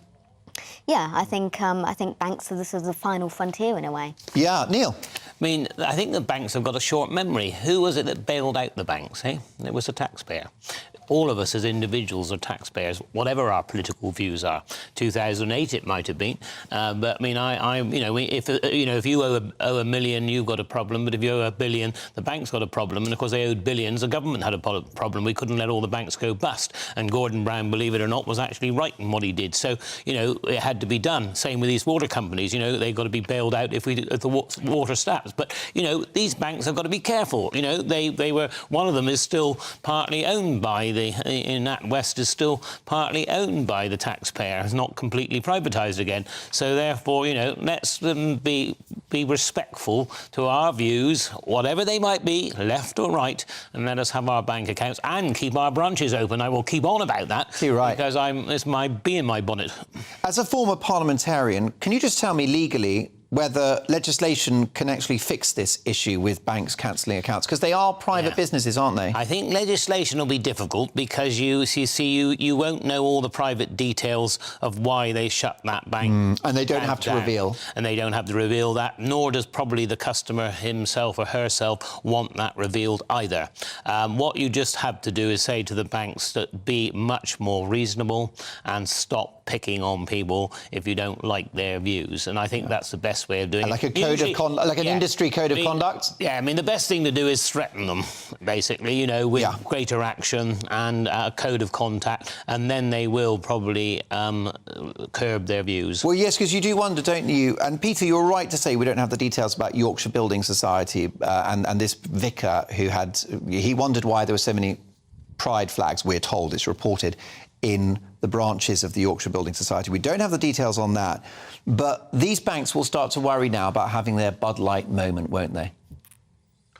Remind me what the Bud Light was. Was what that happened racially charged? Bud Light, a very popular US beer, and they used a trans woman called Dylan Mulvaney to market the brand, to market the Bud Light brand. Of course, Bud Light, quite macho, quite masculine, maybe not the best fit to have a trans woman.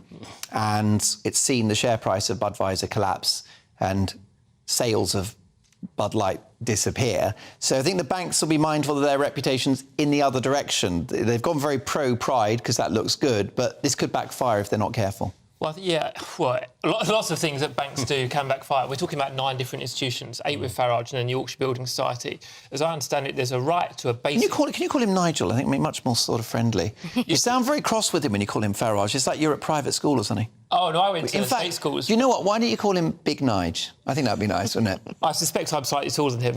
But, I did go to state schools, I must say that. But, I'm always very angry. I'm a grumpy lefty interested in socialist dogma, as you well know. No, we love you. We love you. You haven't got a grumpy bone in your body. There's a right to a basic bank account. The intriguing thing about Nigel will be whether he was looking to open a business account, whether it was a personal account or what. Obviously, he's still very politically active. He's had more retirements than Frank Sinatra. So is this for another political movement? That's very unkind, that is. Well, I think what he's told me so far is that he doesn't even have an account just for his actual savings, just for his deposit, for his for regular cash. So, like a debit card. Given he worked in the city, I'm a little bit surprised at that. He's not an ingenue. Well, you've got to have your money somewhere, and of course the banks do hold all the cards. Peter, can we go to the Daily Express now? Doctors raise spectre of NHS strikes until 2025. 35% they're looking for. Is that realistic? I don't think 35% is realistic. The doctor's point is about pay progression or regression, that while we've had inflation as high as 10 or 11%, there's a cumulative effect where the fallback in pay versus prices has been much, much greater over several years. But also, I want to be reasonable and not to alarm. You can take a view about whether it's the Daily Express or the actually doctors that are alarming the public. I think there is someone that's been in a trade union my whole working life and been on strike. I think it's incredibly unlikely to have NHS strikes for 2 more years. First of all, we're going to have a general election. Whoever's in charge is going to want to fix this. Secondly, I've been on strike, and you go on strike out of reluctance because you care about whether it's your customers, your clients, or in this case, your patients. And of course, anyone who goes on strike is giving up their pay. But the bottom line is, if you're in a union and you're negotiating, there is a point where you have to fold your arms and say, we don't agree and we're going to hold our ground. Joe Bartosz, Neil, I'll come to you 1 second. Joe Bartosz, these are people, doctors and nurses, we really have a very high regard for the work they do. There isn't a family that hasn't been touched by the work of the NHS. But, how can the unions talk glibly about strikes until 2025 without thinking of the human consequences, the impact on patient care? And how can Amanda Pritchard, the chief executive of NHS England, warn that disruption to routine healthcare will be more significant this month? This on top of a waiting list of 7 million people. Yeah, I mean, it really does feel like the NHS, the country is falling apart in some regards as far as this goes. It's really troubling.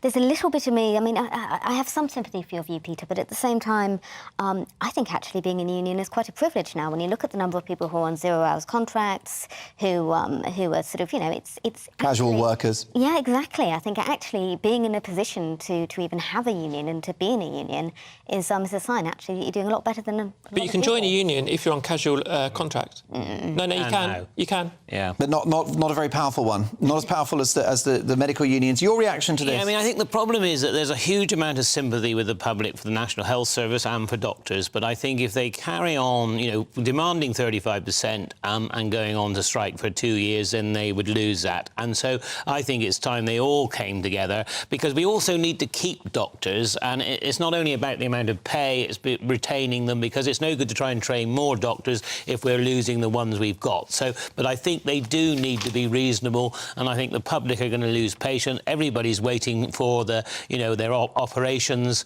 and everybody is very upset by it. So, but I say, what's your? Sorry for interrupting. Yeah. What is your definition of being reasonable then for Steve Barclay, the Health Secretary? Yeah, I mean, I think it's probably got to go up to 10%, I suspect. But I mean, I'm not doing a negotiation. I'm not part of government now, so it's easy for me to say that. But that was where I would put it, and it sounds to me like he's budging. But if they don't budge back from their 35% and keep going, then they will lose public sympathy. There's no doubt. There you go.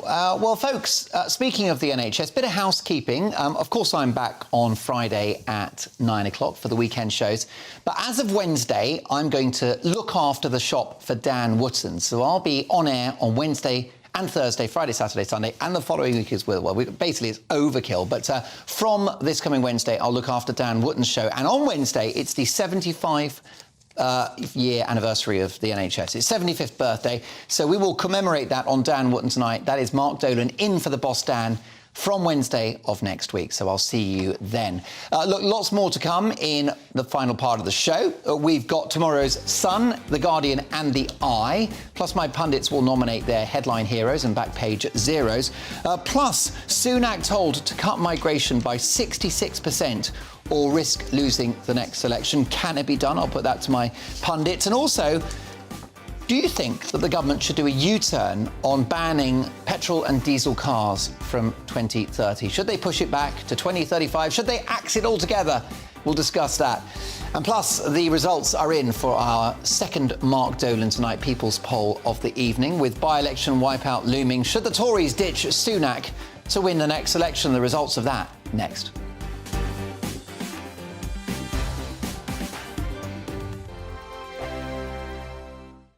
First and foremost, I'm a GB News fan, and I was before I was working here. Just love the fact that we're asking the questions that a lot of establishment media won't ask. With a bit of a twist, we not only want to inform you, but we want to keep you entertained. It's worth the drive because you get in and the team's all ready and waiting, they're itching to go, and it's a proper little family. GB News is the people's channel. It's the audience that makes the programme sing. We're giving our viewers and our listeners a voice. I see the thousands of your letters, tweets, emails, you name it, coming in. Britain is broken. How on earth did we get into this mess? But more importantly, how do we get out of it? The establishment had their chance. Now we're here to represent you. It's time for something different. It's time for GB News. I'm very patriotic. I believe in Britain. Our best days lie ahead. Britain's watching. Britain's watching. Join us here on GB News. The People's Channel. Britain's news channel.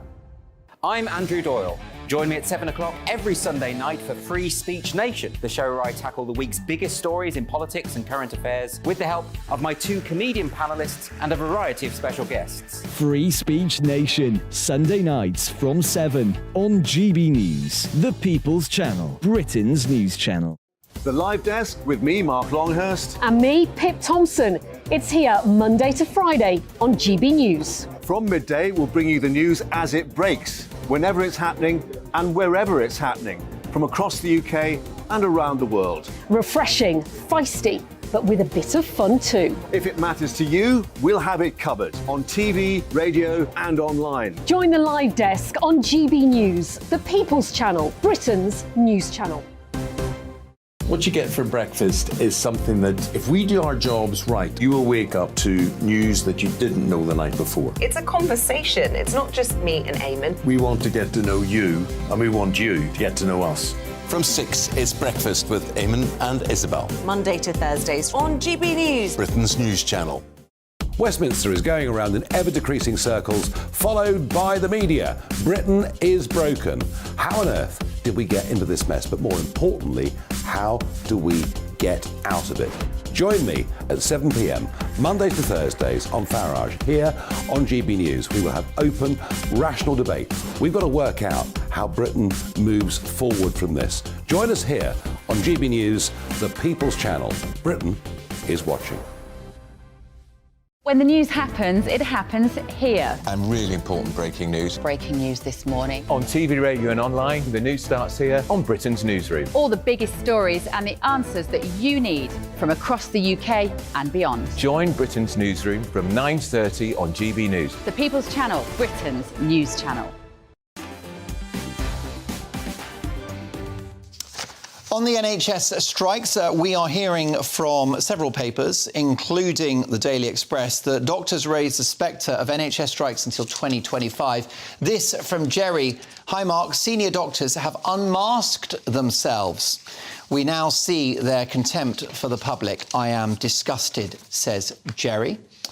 Well, throughout the course of the day, we've been conducting an exclusive Mark Dolan Tonight People's Poll. We've been asking, should the Tories ditch Rishi Sunak to win the next election? The results are in.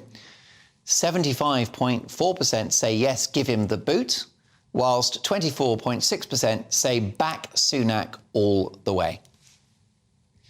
I'm keeping faith with Rishi, but I realise I'm a minority voice at this point. Let's see how it plays out.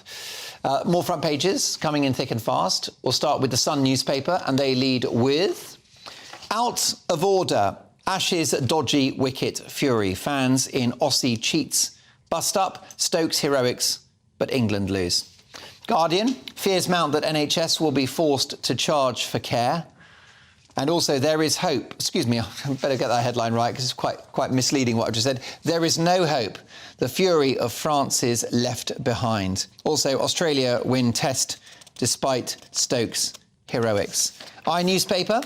Voters turn on Sunak over poor handling of inflation. Public blames number 10 for high inflation, as 6 in 10 say PM's record is poor. A new poll for the iNewspaper also shows 57% believe Brexit has damaged Britain's economy. Labour's lead over the Tories slips, though, by 3 points to 14%, despite voter concerns. At which point Neil Parish's eyes light up.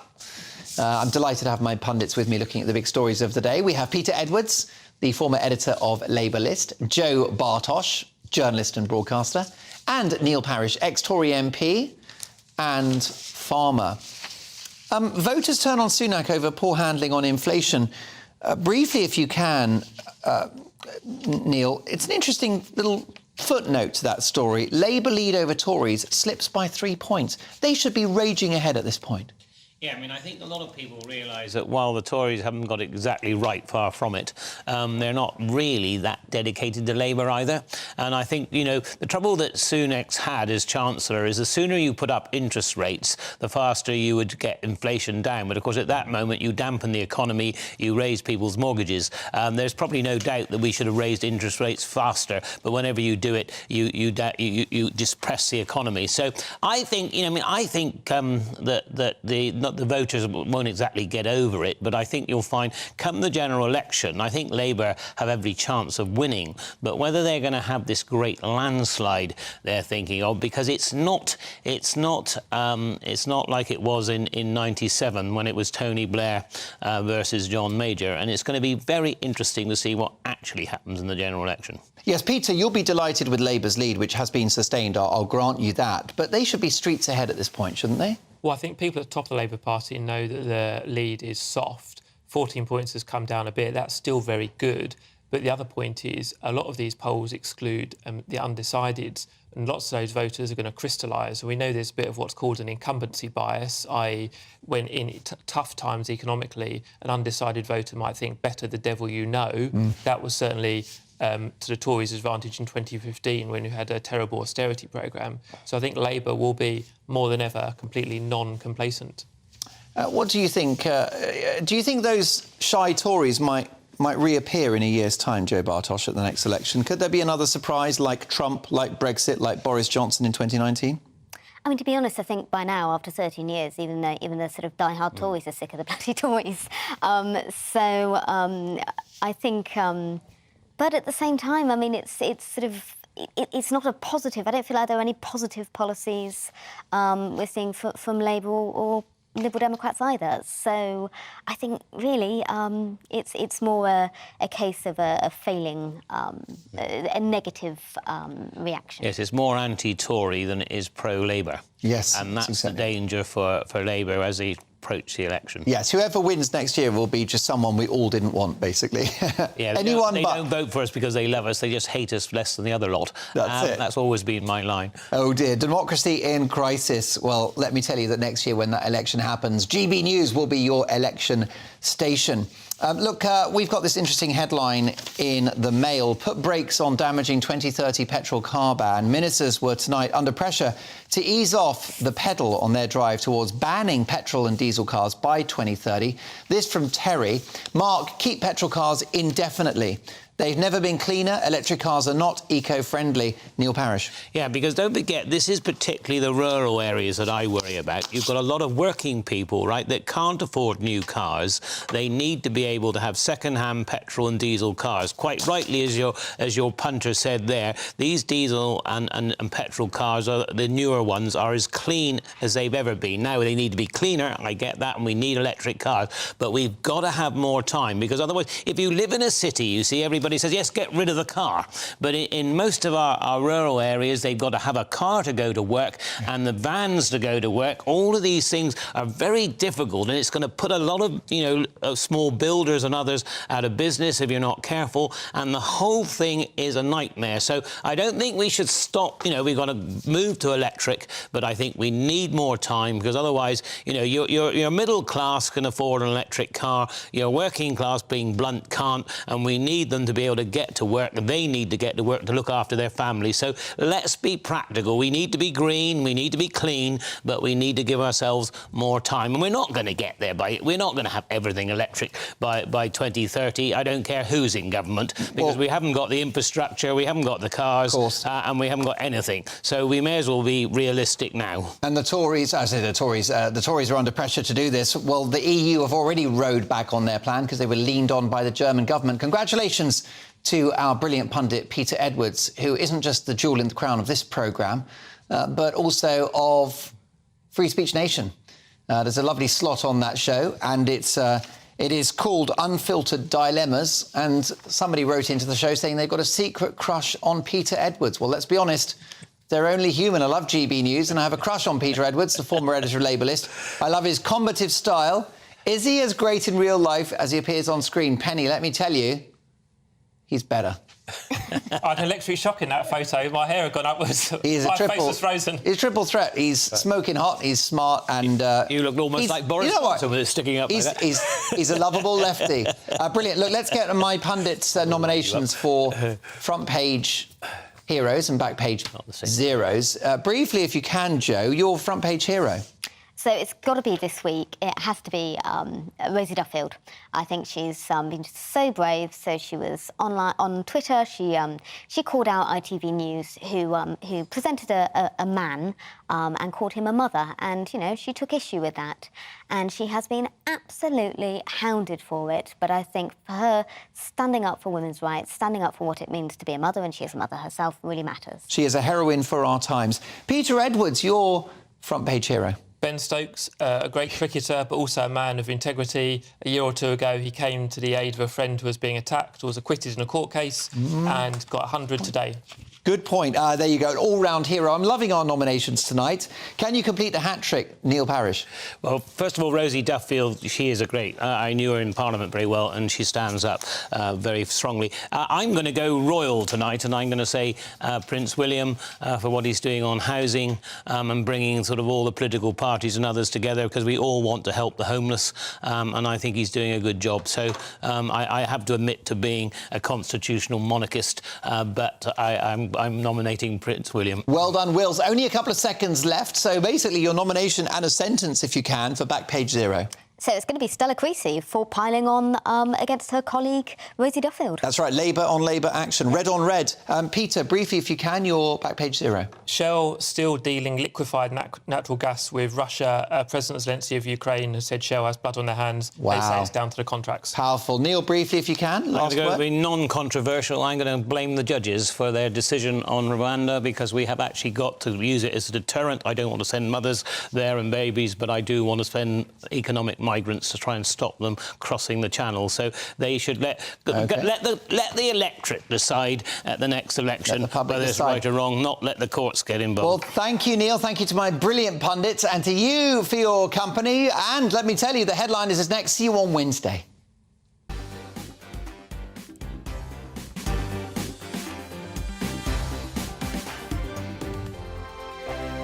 Like all families, we have arguments every now and then, but actually we agree on what the mission of GB News is, and that's the most fundamentally important thing. GB News provides the kind of platform that lets all voices be heard. We don't hold back. We're free to say what we really think. Just because some people who live in a tiny little Westminster bubble think that their particular story is important, that's not the most important story for me. And often they will be difficult stories that you won't find on the establishment media. Because what people think in the north of England may be very different to what they're thinking in the home counties. We're going to carry on telling the world what life is really like for households up and down the UK. We love to be in your car, in your kitchen as you're having your breakfast. Whatever you're doing, you are part of the show.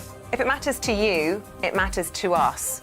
Britain's watching. Britain's watching. Britain's watching. We're proud to be GB News, the People's Channel, Britain's news channel. Join me, Patrick Christie's Monday to Friday, 3 till 6. We tackle the day's news agenda like you've never seen before. It's high tempo, high octane, the most controversial topics and the best guests. You will not be able to take your eyes